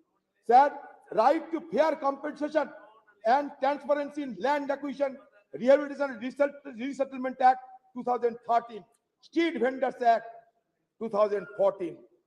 सर बाद में क्या देखा हमने, बाद में हमें विरोध करने पड़े, क्योंकि सदन के अंदर विरोध करने का अधिकार तो हमें है और विरोध करने के अधिकार हमारे संविधान भी हमें देते हैं। सर यूएस न्यूक्लियर डील जब चर्चा होते थे, जब वोट ऑफ कॉन्फिडेंस हुआ था इस सदन में, तो कौन सा पार्टी कौन सा पक्ष में थे, शायद आपसे ज्यादा जानकारी है। मैं आज इसी शुभ एक अवसर पर किसी को और नहीं बोलना चाहते, लेकिन sir demonetisation of currency note in 2016 हमने विरोध किया। इंट्रोडक्शन ऑफ कॉम्प्लेक्स जीएसटी उस समय भी लाए गए थे जिस समय दूसरा सरकार थे, लेकिन फिर भी लाने में जो कमियां थी वो बार बार हम लोग उसका उजागर कर चुके हैं। सर हमें application of article 370 and flight of Kashmir, ये मुद्दे को भी हमें आलोचना जरूर की थी। कश्मीर हमारा अंग है। सर आज भी देखिए कश्मीर में हमारे फौजों को जान गंवाने पड़ती, इसमें तो यह साबित होते हैं उस दिन हमारी तरफ से जो शंका जाहिर किए थे वो शंका सही है। सर आज मैं ये चाहता हूं कि हमारे सदन के अंदर हमारे जो रणकुबड़े जो फौजों ने वहां जान गंवा रहे हैं, उसके लिए कम से कम हम थोड़ा सा मौन व्रत करते थे, थोड़ा सा साइलेंस ऑब्जर्व करते थे, अच्छा होते सर। एक तरफ मणिपुर, दूसरी तरफ जम्मू कश्मीर जल तो रहे हैं दोनों, और हम जल तो रहे हैं, इसलिए हमें बहुत कुछ करना बाकी है। ये तो सिर्फ एक झांकी है, हमें बहुत कुछ करना बाकी है सर। और एक देखिए, और एक divisive legislation, citizenship amendment act 2019 and NRC, तो इस तरीके की डिविजन लेजिस्लेशन के विरोध हम लोग किए हैं सदन के अंदर। जो हम किए हैं बताते हैं सर, हम लोग विरोध किए हैं, ये फार्म लोग के चलते हम विरोध किए हैं, और हमारी विरोध के चलते, देश की किसानों की विरोध के चलते ये सरकार को फिर वापसी तो लेने पड़ी सर। फिर digital personal data protection act हम लोग तो विरोध किए थे सर, जो किए हैं हम वजह क्या है बता दिए हैं सर, और ये सारे हमारी तरफ से बात रखे गए हैं सर। हम तो ये चाहते हैं कि आज की हालत में हमारी तरफ से और एक मांग आपके पास रखना चाहते हैं। वो मांग ये है सर कि हमारी सदन में एक आप नियम चालू करें, इसमें विपक्ष के लिए सिर्फ एक दिन विपक्ष के लिए डेडिकेटेड किया जाए। उस दिन विपक्ष सब कुछ बोलेगा, विपक्ष को जो मर्जी विपक्ष को बोलते रहेंगे, इसलिए एक दिन विपक्ष के लिए अब रख दिया करो सर। आपको शायद ये भी जानकारी होंगे कि हमारे पार्टी की तरफ से, खासकर हमारे पार्टी की CPP chairperson madam Sonia Gandhi ji, ये Sonia Gandhi ji women reservation bill के लिए सदन में कितने बार सवाल किए हैं, और उन्हीं की अगुवाई में राज्यसभा में पारित होते हुए भी ये आज तक साकार नहीं हो पाए। तो हमारी तरफ से फिर हम ये मांग करते हैं कि आपकी सरकार रहते हुए ये वोमेन रिजर्वेशन बिल को पारित किया जाए। ये हमारी देशवासियों की मांग है। मुझे लगता है कि आप हमारी बात को जरूर गौर से सोचेंगे सर। बस हो गए सर। मैं ये कहना चाहते हैं सब देश के हम ये कहना चाहते हैं सर, ये हमारे अभी भी बहुत सारे चैलेंजेस है, हमारे लिए बहुत सारे अवसर भी है। तो चैलेंजेस एंड अपॉर्चुनिटी के बीच मैं ये कहना चाहते हैं कि आज देखिए एक माहौल पैदा होते जा रहे हैं कि मेजोरिटी रहने से सब कुछ हम कर सकते हैं sir. There are fears of an ambition to establish a one party dictatorship, ये देश में एक माहौल पैदा हो रहे हैं। This has led to the sidelining of the opposition's role in parliament, destabilization of opposition-led governments through tactics like the purchase of members of legislative assembly and the selective use of central agencies such as Enforcement Directorate, CBI, Income Tax Department against opposition leaders and ministers. Furthermore, the devaluation of parliament and the erosion of parliamentary procedure have become particularly pronounced during the second term of this dispensation. In 2021, the parliament convened for fewer than 50 days with minimal discussion on legislation and inadequate scrutiny of legislative bills. The decline in the referral of bills to standing committee is also notable, dropping from 60 to 70% during the previous government to only 22%. आपके लिए अच्छा होगा? ये हमारे deputy leader है, पूछिए ना sir. हो गया the first term of this government, a mere 13% in the second term. Additionally, the opposition has been denied the right to raise issues and press for vote during the legislative process, further undermining parliamentary norms. Sir, same is the status of Rajya Sabha. I don't know whether it will be allowed or not. Sir, India's transition. Sir, मान लीजिए, मान के चलिए, India's transition from one party dominant system to multi-party system, and more recently to a nascent one-party system under this regime has fundamentally altered the dynamics of engagement with parliament. One positive aspect of parliamentary story is its representativeness. Initially in 1952, parliament consisted mainly of lawyers associated with the freedom movement and pre-independence legislative bodies. But now, scheduled caste, scheduled tribe, OBC, all have been included in the legislative mechanism. It's a very positive idea. Sir, मैं जानता हूं sir आपको थोड़ा जल्दबाजी है, मैंने आपके पहले ही बोल दिया था। सर मैं ये कहना चाहते हैं कि देखिए सर, ये हमारे देश, इसमें तरह तरह की बात तो किए जाते हैं, लेकिन सच तो ये है कि इंक्लूसिवनेस की बात होते हुए भी इंक्लूसिव नहीं है हमारे पार्लियामेंट। आप खुद देख लीजिए, नंबर देख लीजिए, माइनॉरिटी कम्युनिटी के लोगों को संख्या देख लीजिए और खुद तय कर लीजिए। मैं कुछ नहीं कहूंगा, आज कटुता हम नहीं चाहते। सर बात यह है कि सर ये हिंदुइज्म की अगर बात करें, हिंदुइज्म क्या होते हैं? हिंदुइज्म में 4 वेद है, मिलियंस ऑफ गॉड्स है, 18 उपनिषद है, 18 उपनिषद है sir, 6 classical school of philosophy है सर, दो एपिक है। अच्छा ठीक है, अच्छा ठीक है, अच्छा मान लिया आप अच्छा ठीक है, तो है तो that means what does it suggest? It suggests that plurality is the essence of our civilization. We may be a young nation, but certainly we can proud of old civilization. Sir, हमारे civilization क्या कहते हैं? Plurality की बात करते हैं। India as a nation or as a civilization is an unending celebration of pluralism. Sir, pluralism accommodates differences, and differences in turn embody, enact dissent. Sir ये हम कहना चाहते हैं, जब ये कहते हैं कि वसुधैव कुटुंबकम, मतलब क्या है? यही तो मतलब है, सबको चिंता को, सबकी भावना को शामिल करना चाहिए। सर हमारे सरकार कहिए, हमारे संस्कृति कहिए, ये संस्कृति में ये भी दोहरा गया है, अहंकारम बलम दर्पम क्रोधम। सर अहंकारम बलम दर्पम ये वर्जित कहते हैं हमारे हिंदू धर्म। सर इसलिए मैं कहना चाहते हैं, अहंकार को छोड़ना चाहिए हम सबको। हो सकता है आपका बहुत सारी क्षमता हो सकता है, आपको कभी हमको, लेकिन इसको वर्जन करना चाहिए। अहंकारम बलम दर्पम कामम क्रोधम समस्थिता मम आत्मा सर्वदेहेषु प्रदो विष्णु अभ्वसुआ का मतलब क्या है? मतलब ये होते हैं कि ऊपर वाले को गुस्सा की आप आमंत्रण ना करें तो बेहतर है। सर इसलिए आज जब सदन के अंतिम दिन है, मैं उस बुजुर्गों को स्मरण करते हैं जो हमारे बीच अभी नहीं है। Carry on. हाँ सर,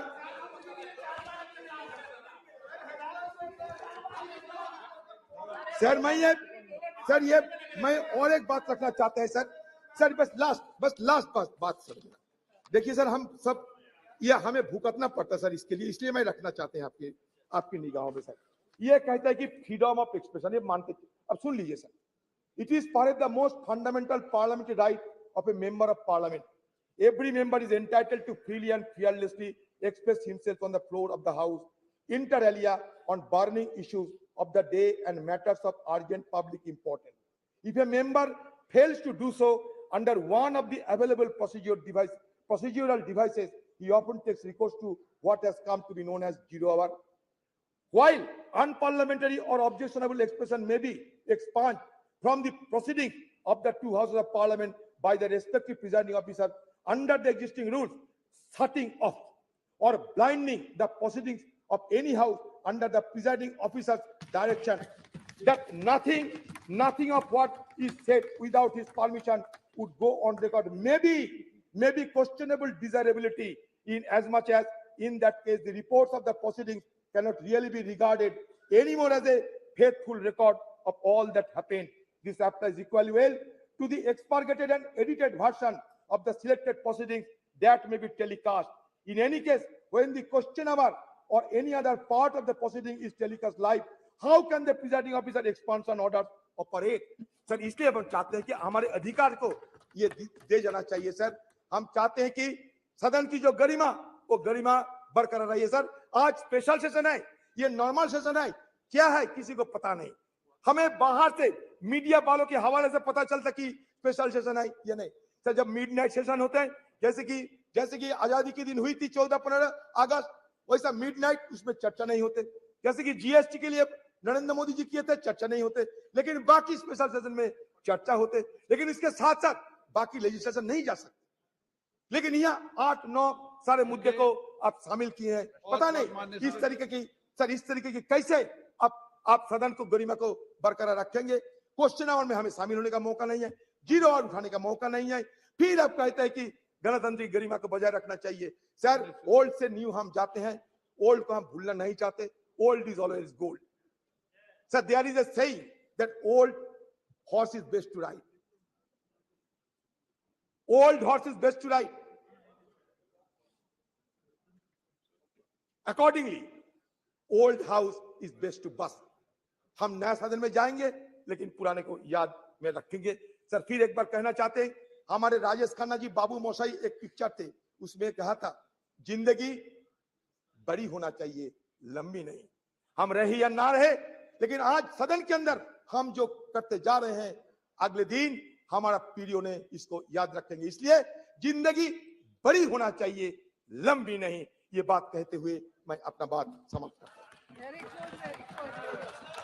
माननीय सदस्यगण, मुझे आपको सूचित करना है कि लोकसभा और राज्यसभा के सदस्यों का संयुक्त ग्रुप फोटोग्राफ, राज्यसभा सदस्यों के ग्रुप फोटोग्राफ और 7वीं लोकसभा के सदस्यों का ग्रुप फोटोग्राफ मंगलवार 19 सितंबर 2023 को 9:30 बजे संसद भवन के प्रांगण नंबर 1, द्वार संख्या 1, सेंट्रल हॉल के बीच में किया जाएगा। अतः मैं आपसे अनुरोध है कि ग्रुप फोटोग्राफ के लिए 19 सितंबर 2023 को पूर्वाह्न 9:15 पर उपस्थित स्थल पर पहुंचे, ऐसा मेरा आग्रह है। श्रीमान TR बालू साहब। Sir, from 1962 onwards, the DMK, now presided by the Honorable Chief Minister of Tamil Nadu, Dr. M.K. Stalin, has been part of all historical discussion in this house and also in the other house. Sir, though called this is the special session, there is nothing special about it. Just yet another session. The new Parliament building has been constructed at an enormous cost without a felt need. Money has been carved out by government when there is so much of financial crunch. Now Parliament House inaugurated with much fun and fair. But why the last session was not held? Was it due to any vast consideration or any only today you could find the auspicious moment? More than auspicious time, what is needed is an auspicious agenda of business, which augurs well for the well-being of peace, progress, and happiness of 1.3 crore people. This session in new premises seems not to be a social session, but an emergency session, or to carry out certain urgent mission of the ruling party to fulfill certain ulterior objects only in violation of democratic norms. This sitting will take stock of India's journey as an independent nation. We got independence in 1947. The 75th year of celebration fell last year in 2022. We have already stepped into 76th year. If at all any special event has to take place of the long journey, it should have been done last year itself. Okay, even accepting the while that we are commending our 75th year parliament, such a special sitting should have been done in the historic parliament, house where the country's destiny was decided further nurtured and renewed in 1947. India, our country, our dear nation, the largest and vibrant democracy in the world, is today because of the invaluable contributions of firstly of the people of the country. Then comes to the political parties and the leaders who steered government for the majority of the time. That is, for the past 60 years, government of India was run by parties other than the present party. The strong base of the modern India, the developed India was laid by 6 decades of planned work done by sovereign leaders starting from Jawaharlal Nehruji, the light of Asia.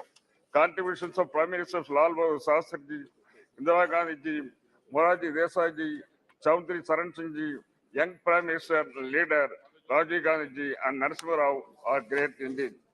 Tower of strength of the backward class masses who constitute more than 60%. VP Singh ensured social justice to them, which was denied to those marginalized fourth level people, so-called Sutras. His contribution is immense and invaluable. It will stand out and shine in our modern history of progress. His government was pulled down with vengeance by forces inimical to the empowerment of weaker section. Leaders and their parties who led the country with a lot of sagacity and foresightedness. Whenever there was political instability, when single party majority evaded mainstream parties, it was like saving and protecting standard person. It happened in 1989, 96, 98, 99, 2004, and 2014. The leaders who came to the rescue of the nation at critical times were Deva Gowda, I.K. Gujaral, Atal Bihari Vajpayee, and Dr. Manmohan Singh. The political leaders who played a great role then were DMK leader Dr. Kalanga Karunanidhi, NTR, George Fernandez, Communist Party like Indrajit Gupta, Somnath Chatterjee, Sujit Singh. When we look back at 75 years, the contribution of these tall leaders is great and needs special mention. The contribution of opposition parties, mostly of the regional parties like DMK, in national politics and governance, have a special place. This constructive opposition criticism and suggestions have helped the government from time to time take corrective measures because they have represented the regional interest and linguistically minority population groups. DMK in parliament since 1962. Our founder leader Anna, who was in high esteem by his contemporary leader Nehruji, Vajpayee and others, spoke for the political rights of states, protection and development of various classical languages like Tamil, though he advocated a separate Dravida Nadu in 1962. When the Chinese force was on us, he felt that territorial integrity of India was paramount importance. Though Anna gave up the Dravida Nadu, he claimed loud the reason for a separate nation still existed. That way, it was sagacious advice and central government. After all, India is a union of states. That is the constitutional position. 560 princely states and kingdoms, including large countries like Kashmir, Hyderabad, small kingdom like Pudukkottai and Tamil Nadu, joined later with independent India. Sikkim was the last to join in Indian part. In the last 75 years, promises promises given to its members, state and just aspiration of the people of the states with various cultures, traditions have been broken by Union of India. The latest example is repeal of Article 370 and snatching away the special status of Jammu and Kashmir, like rubbing salt on the serious wound that large states have now been broken into 2 union territories, whereby the emotions and rights of the people of Kashmir have been trampled upon. While looking back India 75 years, patting our backs and claiming credit to the impressive performance like Chandrayaan by individual leaders and parties is not appropriate. The success we have seen so far is success of one party, crores of people of this country. Without their support, strength, labor, and commitment, nothing is possible. What we have really introspect is the failures we have faced in 75 years. These failures are the result of the broken promises as in Kashmir, Manipur, Tamil Nadu, and other states. Union of India should go extra mile to get full confidence of the people of states and fulfill the regional aspirations in terms of secularism, equal rights for development, linguistic, political, and democratic rights. While mentioning about the crucial role played by DMK party in ensuring stability and national government at the center, I have tell you about the support extended to Indiraji government in 1969 and Vajpayee government in 1999. After vertical split support by Congress in 1969, the Indira Gandhi government lost majority. It becomes a minority government. This happened after leader Anna has passed away in 1969. Congress was not our friend then, but when mattered to our great leader Kalinga, who succeeded Anna as Chief Minister and President of DMK was stability of the Union of India. Still, the scars of 1962 war with China was still paining us. Therefore, Kalinga decided with a clear vision to support Indira Ji with our 26 members in Lok Sabha. With our continued support, she was able to bring the revolutionary policy measures like abolition of privy purse, nationalization of banks, and the other poverty alleviation program. Anna, a good friend of Adalji, after a very long political struggle, he is able to lead BJP to power in center 1998. It was a feeble, ragtag coalition with a particular party. Poor Vajpayee, a gentleman leader, was carrying on with his government. As is said in Tamil, Nitya Gandam Purna Aisu, daily death, threat by alive still. This was the condition of Vajpayee government. The government was in ICU for 13 months. She was gifting life to Vajpayee government on a daily basis.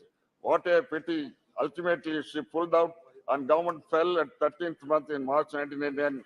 On the confidence motion in Lok Sabha, DMK supported Prime Minister Vajpayee, but he lost by one vote. In the subsequent election, we supported Vajpayee's candidature for the Prime Minister because, as I said, he was a gentleman politician, a statesman, and above that, he did not have animosity towards all minorities. He willingly agreed to common minimum program with alliance partners. He stuck to Raj Dharma. Not only that, Vajpayee has asked his other leaders in his party to stick to Raj Dharma. He was able to complete his full term as Prime Minister with the prestige and hope. Pokhran test and Kargil victory was possible because of stability of Vajpayee's government with the DMK support and our leader Dr. Kalinga's support was the main reason. The present ruling party should revisit the pages of India's recent history and refresh itself with these important movements and appreciate how DMK has played a respectable role in providing stable government at the center. Sir.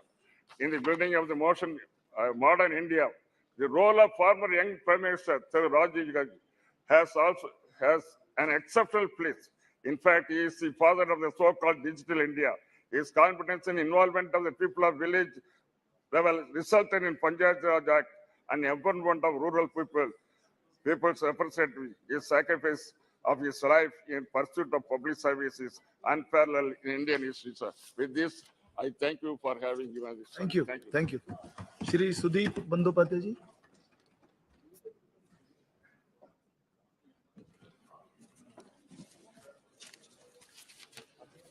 Sir, I rise to speak on the discussion on parliamentary journey of 75 years, starting from Samvidhan Sabha, which has not yet been discussed in details at all in the House. Achievements, experience, memories and learnings. Sir, this is the last day of the current Parliament House. And this is possibly the last agenda we are going to discuss. So on the day of the nostalgia, we feel a flood of memories. The past and pledge to preserve our best democratic traditions for the future. That the journey began just after independence with the covering of the Sangvidhan Sabha or Constituent Assembly. The list of members who registered and presented their credentials on the discussion held on December 9, 1946, from Bengal had been a veritable roll of honor. Many speakers took part. I will just remember their role. It read as follows. One, Dr. B.R. Ambedkar from Bengal. Mr. Sarat Chandra Bose, Mr. Kiran Shankar Roy, Mr. Frank Reginald Anthony, Mr. Satyaranjan Bakshi, Dr. Prafulla Chandra Ghosh. The list included another 20 members from Bengal who took part on this debate for the final publication of the Indian Constitution. Sir, the proceedings of the Constituent Assembly would have been very dull, Dr. Ambedkar said in his final speech. In the Sambidhan Sabha, if all members had yielded to their party lines or party discipline in all its rigidity, then it could be a gathering of yes men only. But few persons raised their voice of their own, going out of the placed resolution, which there were rebels rising to the lend qualified support to Dr. Ambedkar's motion to pass the constitution. One of these rebels was Hari Vishnu Kamath, suggested that we the people of India. And that was inducted in the constitution with the proposal of Hari Vishnu Kamath, we the people of India, had come to the end of a long journey, which was, however, the beginning of a longer, a more arduous, and a more hazardous one. True to the Indian genius, he noted, our struggle, our awakening began with a spiritual renaissance, which was pioneered by Ramakrishna Paramahansadev, Swami Vivekananda, and Swami Dayananda. In the wake of those spiritual leaders came the political renaissance and the cultural renaissance, of which the torchbearers, the leaders, the guides were Lokmanya Tilak, Aurobindo, and Mahatma Gandhi, and last but not the least, Netaji Subhash Chandra Bose. Today, we once again pay our tribute to those great leaders of our freedom struggle. Set the journey of a next 75 years. The covering of a 17th Lok Sabha in this historic house. Before moving from an old building to a new one, we need to understand the true meaning of the name of our country, India, that is Bharat. We are happy and comfortable with both the names. That we want to reiterate here also. Sir, while seeking inspiration from achievements and memories of the past, that is the main learning we must take for the future. We who currently in the opposition rededicate ourselves to defending democracy against authoritarianism and commit ourselves to building our new India on the strong foundations of secularism and federalism. One of our colleagues, Sugata Basu, now he is the head of the Harvard University, was MP in the 16th Lok Sabha, delivered a beautiful speech on this subject, which I remember very much. Sir, India has a parliamentary system of government. We are watching it since last 75 years. The Union of Parliament is the supreme legislative body of India. Our parliamentary democratic system stands upon the principles of communal harmony, secularism, and unity of the country. Ethos of our constitution vibrated as, after the constitution was passed, unity in diversity. This spirit is to be kept maintained. India is a country which almost believes on principles of Nana Bhasha, Nana Mot, Nana Poridhan, Bibidher Maje Dekho, Milan Mohan. This is unity in diversity. This spirit was reflected from the first Prime Minister of India, Pandit Jawaharlal Nehru, and that should be reflected so long we remain in the country. We speak এক জাতি এক প্রাণ একতা এই দেশ আমাদের বিধাতা. This country is godly to us, and this is one country, one feeling should percolate to the hearts of the every Indian. We believe the principles of unity amongst Hindu, Buddha, Sikh, Jaina, Parsi, Muslim, Christian. Somewhere we are finding this idea is not being implemented in all parts of the country. Indian Parliament, sir, is famous for its ornamental speeches, records of debate and discussions since last its inception.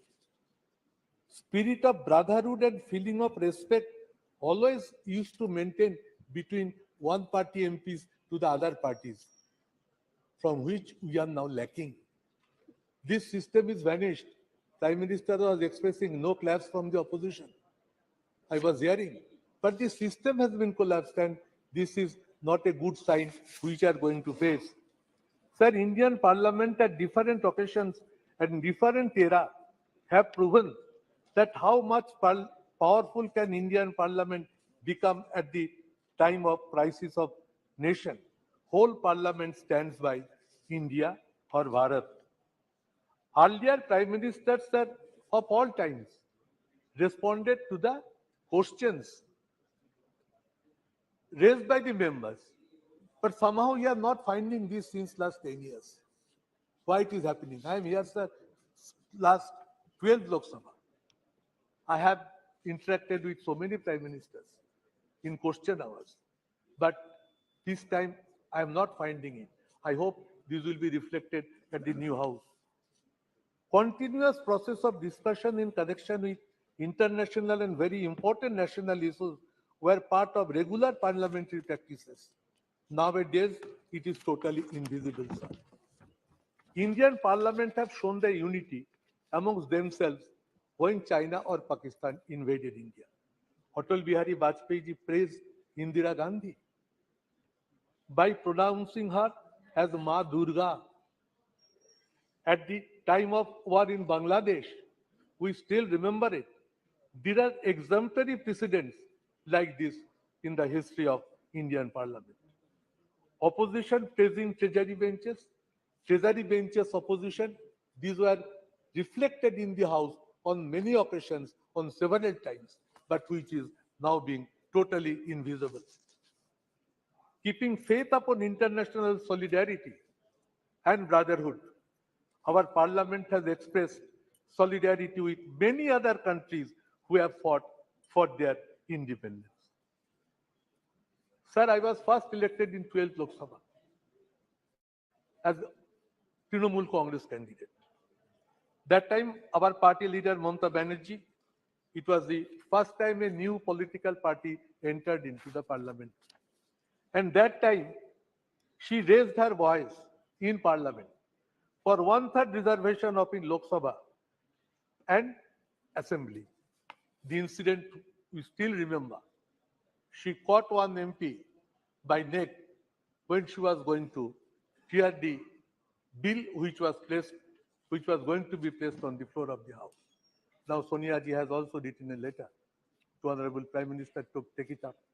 Sir, our demand would be that in the next current new Lok Sabha building, Parliament building, let this women reservation bill be tabled and let it be passed without further delay.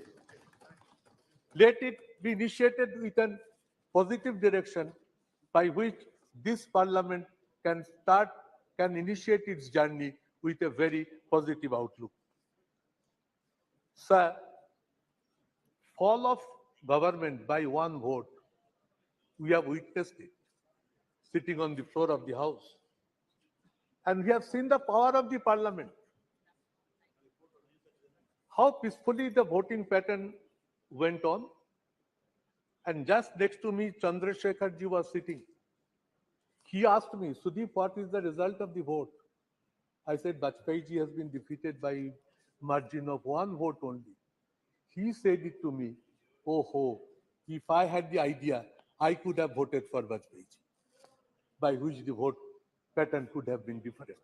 So these are the memories which haunt me always. Sir, let the present House run with a positive direction. Common principle of parliamentary democracy is that House belongs to the opposition. I tell it at the all-party meetings whenever Honorable Speaker convenes that in a parliamentary democratic system, House should belong to the opposition. But nowadays, bills are being passed without debate or discussions. It is not a good precedent. Both sides are to be more objective in their approach, in their outlook. And when a House can run properly, if the ruling party takes a positive decision, then only it becomes possible. Otherwise, it is not possible for the opposition to run the House in a proper manner. The GST declaration being celebrated by convening midnight parliament session.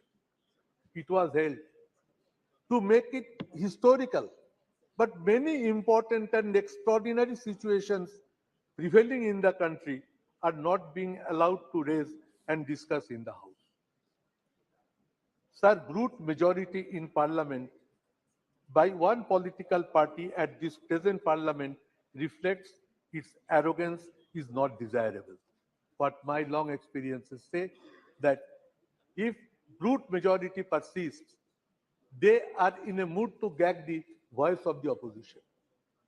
It is neither desirable nor it is supported by all the members. So we will approach to the ruling party to make themselves restrained in the coming sessions.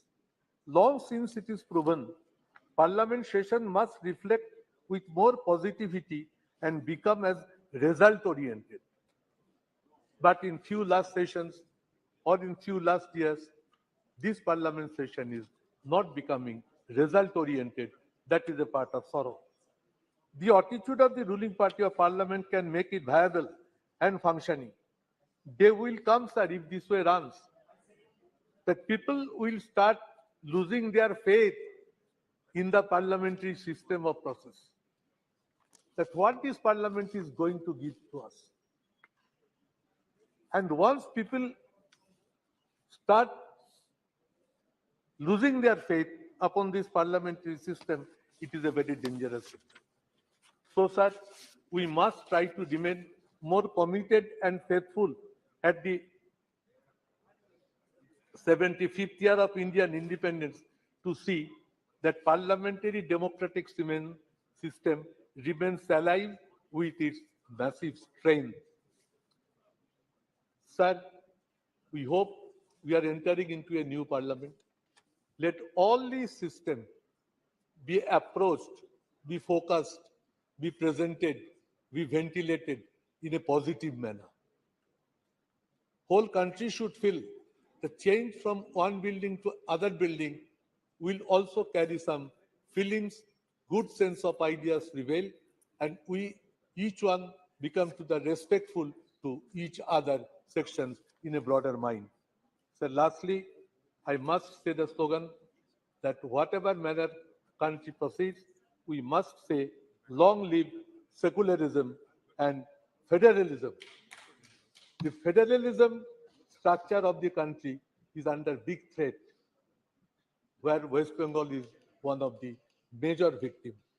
I should take it up. We are trying our best to draw the attention of the government, and as a leader of a Trinamool parliamentary party in Lok Sabha, I should keep it on record as mentioned.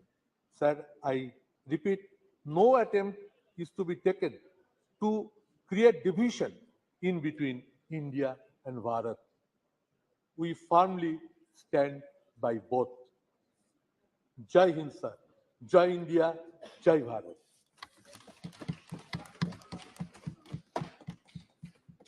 Shri M.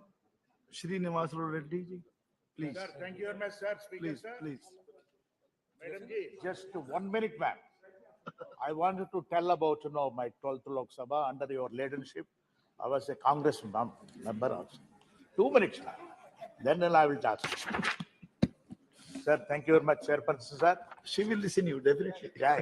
Because she was my leader. Yeah. Please, please. Oh. Sir, I compliment our Honorable Prime Minister for, conducting G20 summit successfully and internationally. The country's name also in the worldwide totally. India is known everywhere also now, sir. So really, he has put a lot of, effort and hard work for this. My complimentaries again to him, sir. And one more thing, sir. My Chief Minister of Andhra Pradesh, by Jagannath Reddy, wishes to all the honorable members of this parliament on the occasion of, 75 years, Samvidhan Sabha, sir. He was also 2 terms, a member also of this house. So my experiences, I wanted to share. As my colleague, with the Sudeep ji, has mentioned about it. My 12th Lok Sabha I entered also, madam. That time, Madam Sonia ji was the president of the Congress party. And on Congress party ticket, I won and I come to the parliament also. That is in 12th Lok Sabha, sir. So the experience, as earlier, my colleague mentioned, that time, after 13 months, Vajpayee ji's government, when ADMK withdrew the support for the Vajpayee ji's government, then strength has come down, sir. It has become a minority government. So that time, because confidence motion has been moved by Vajpayee ji also. So the voting pattern and everything was on slips generally. Everybody was in tense generally. How we know the result will be there? Because of the floor management. Everything, we all also thought that, okay, Vajpayee ji also will come out and everything. But lastly, when the result has come with 1 vote, he was defeated. The government was defeated. That too, then Chief Minister Giridhar Gomango ji was also a member of parliament in this house. Yes, Sudhir ji? Yes. So he came and voted. Then otherwise it would have become it equal and decided by the speaker also. That time the speaker was Honorable GMC Balayogi. So how the parliament also depends on nature only. Finally, God has to decide how it has happened. When we see all these experiences, we cannot forget in our lifetime, sir. So I have seen a lot of speakers also in this, because when I entered about 25 years back, before that itself, my family, my late brother and sister-in-law were also members of parliament. I used to come to the Central Hall regularly, enjoy the Central Hall, sitting there yourself. Sorry, ma'am. Sorry. The luxury of the Central Hall, sir. When you sit in the Central Hall and look at the dome, you will feel so comfortable also. Because that only now you are going to miss in the new parliament. And these experiences cannot be, generally Only memories will be there always for us also, sir. And regarding, again, in 14th Lok Sabha, sir, main, important, agreements, Indo-US agreement. This has happened on 23rd August 2006. So the bill that time, to be passed, this agreement was also a potentiable thing. Later, 14th Lok Sabha itself, 22nd July 2008, conference motion of Dr. Manmohan Singh ji. That also was a tensionable thing. It was, floor management could able to do everything. So that was also in a tensionable. All this, strength of stove, strength and everything used to happen in the midnight only, sir, generally. So the result of the thing was so joyful at the time. Then if you look at it also, sir, 15th Lok Sabha, that is, worst thing for, our Andhra Pradesh itself. The division of both the states. Andhra Pradesh, has been divided into two states. That is Andhra Pradesh and Telangana. 18th February 2014, the bifurcation, the bill, AP reorganization bill has been passed. But problems are so far, after 9.5 years also, whatever the promises made on the floor of the house, both the houses have not been fulfilled, sir. The special category status, which has been, for 10 years awarded by both of the houses, so far, now we are not getting, any inch of it also, it has been no move, sir. In spite of, our Honorable Chief Minister, Jagan Mohan Reddy Garu, used to come and visit also to meet in the Prime Minister and our respective other related ministers also, sir. So I request you, sir, the special category status is a must for Andhra Pradesh for the development of the state, sir. In spite of, my Chief Minister, Jagan Mohan Reddy Garu is working hard. If it is there, to add to that also, he can do, a lot of wonders there in this, sir. Sir, now if you see that, 17th Lok Sabha, we are here. So 17th Lok Sabha also, this Lok Sabha, I have seen also, sir, Article 370 passing also, great thing, and introduction of GST, other things also, sir. So all my experiences, sir, I want to put it to you here, sir, because it is only to tell always to my colleagues that this house got only 543 members. So becoming a member of parliament is, God's nature's gift only. One should be lucky to become a member of parliament in this house, because 140 crore people are there, sir. Now, only 543 people are recognized in this. So this is the temple of democracy. From Sarpanch also, should think of, whatever is passed, Panchayat Sarpanch, in the parliament, will go into that also. They have to implement that. So when the temple of democracy, when it is there, so here we have to, make some, suggestions also, sir. It is very much required also, sir. And to tell you frankly, sir, my dear colleague also mentioned some of the things. Number of days, working days has to be increased here. That is the main thing. And other thing is private members' bill, sir, should be implemented properly also. And the third one, sir, 30% of the agenda should be suggested by the opposition parties. Then only the house can, function properly. And apart from that, sir, respect for MPs are a little bit coming down, what I could able to see, sir, now. So that earlier when I entered in, that is 1998, 25 years back, the ministers used to give appointments, right away, without, much time or anything. And the secretaries used to give appointments also right away. And now, that is lacking. And not only that, sir, what is required is because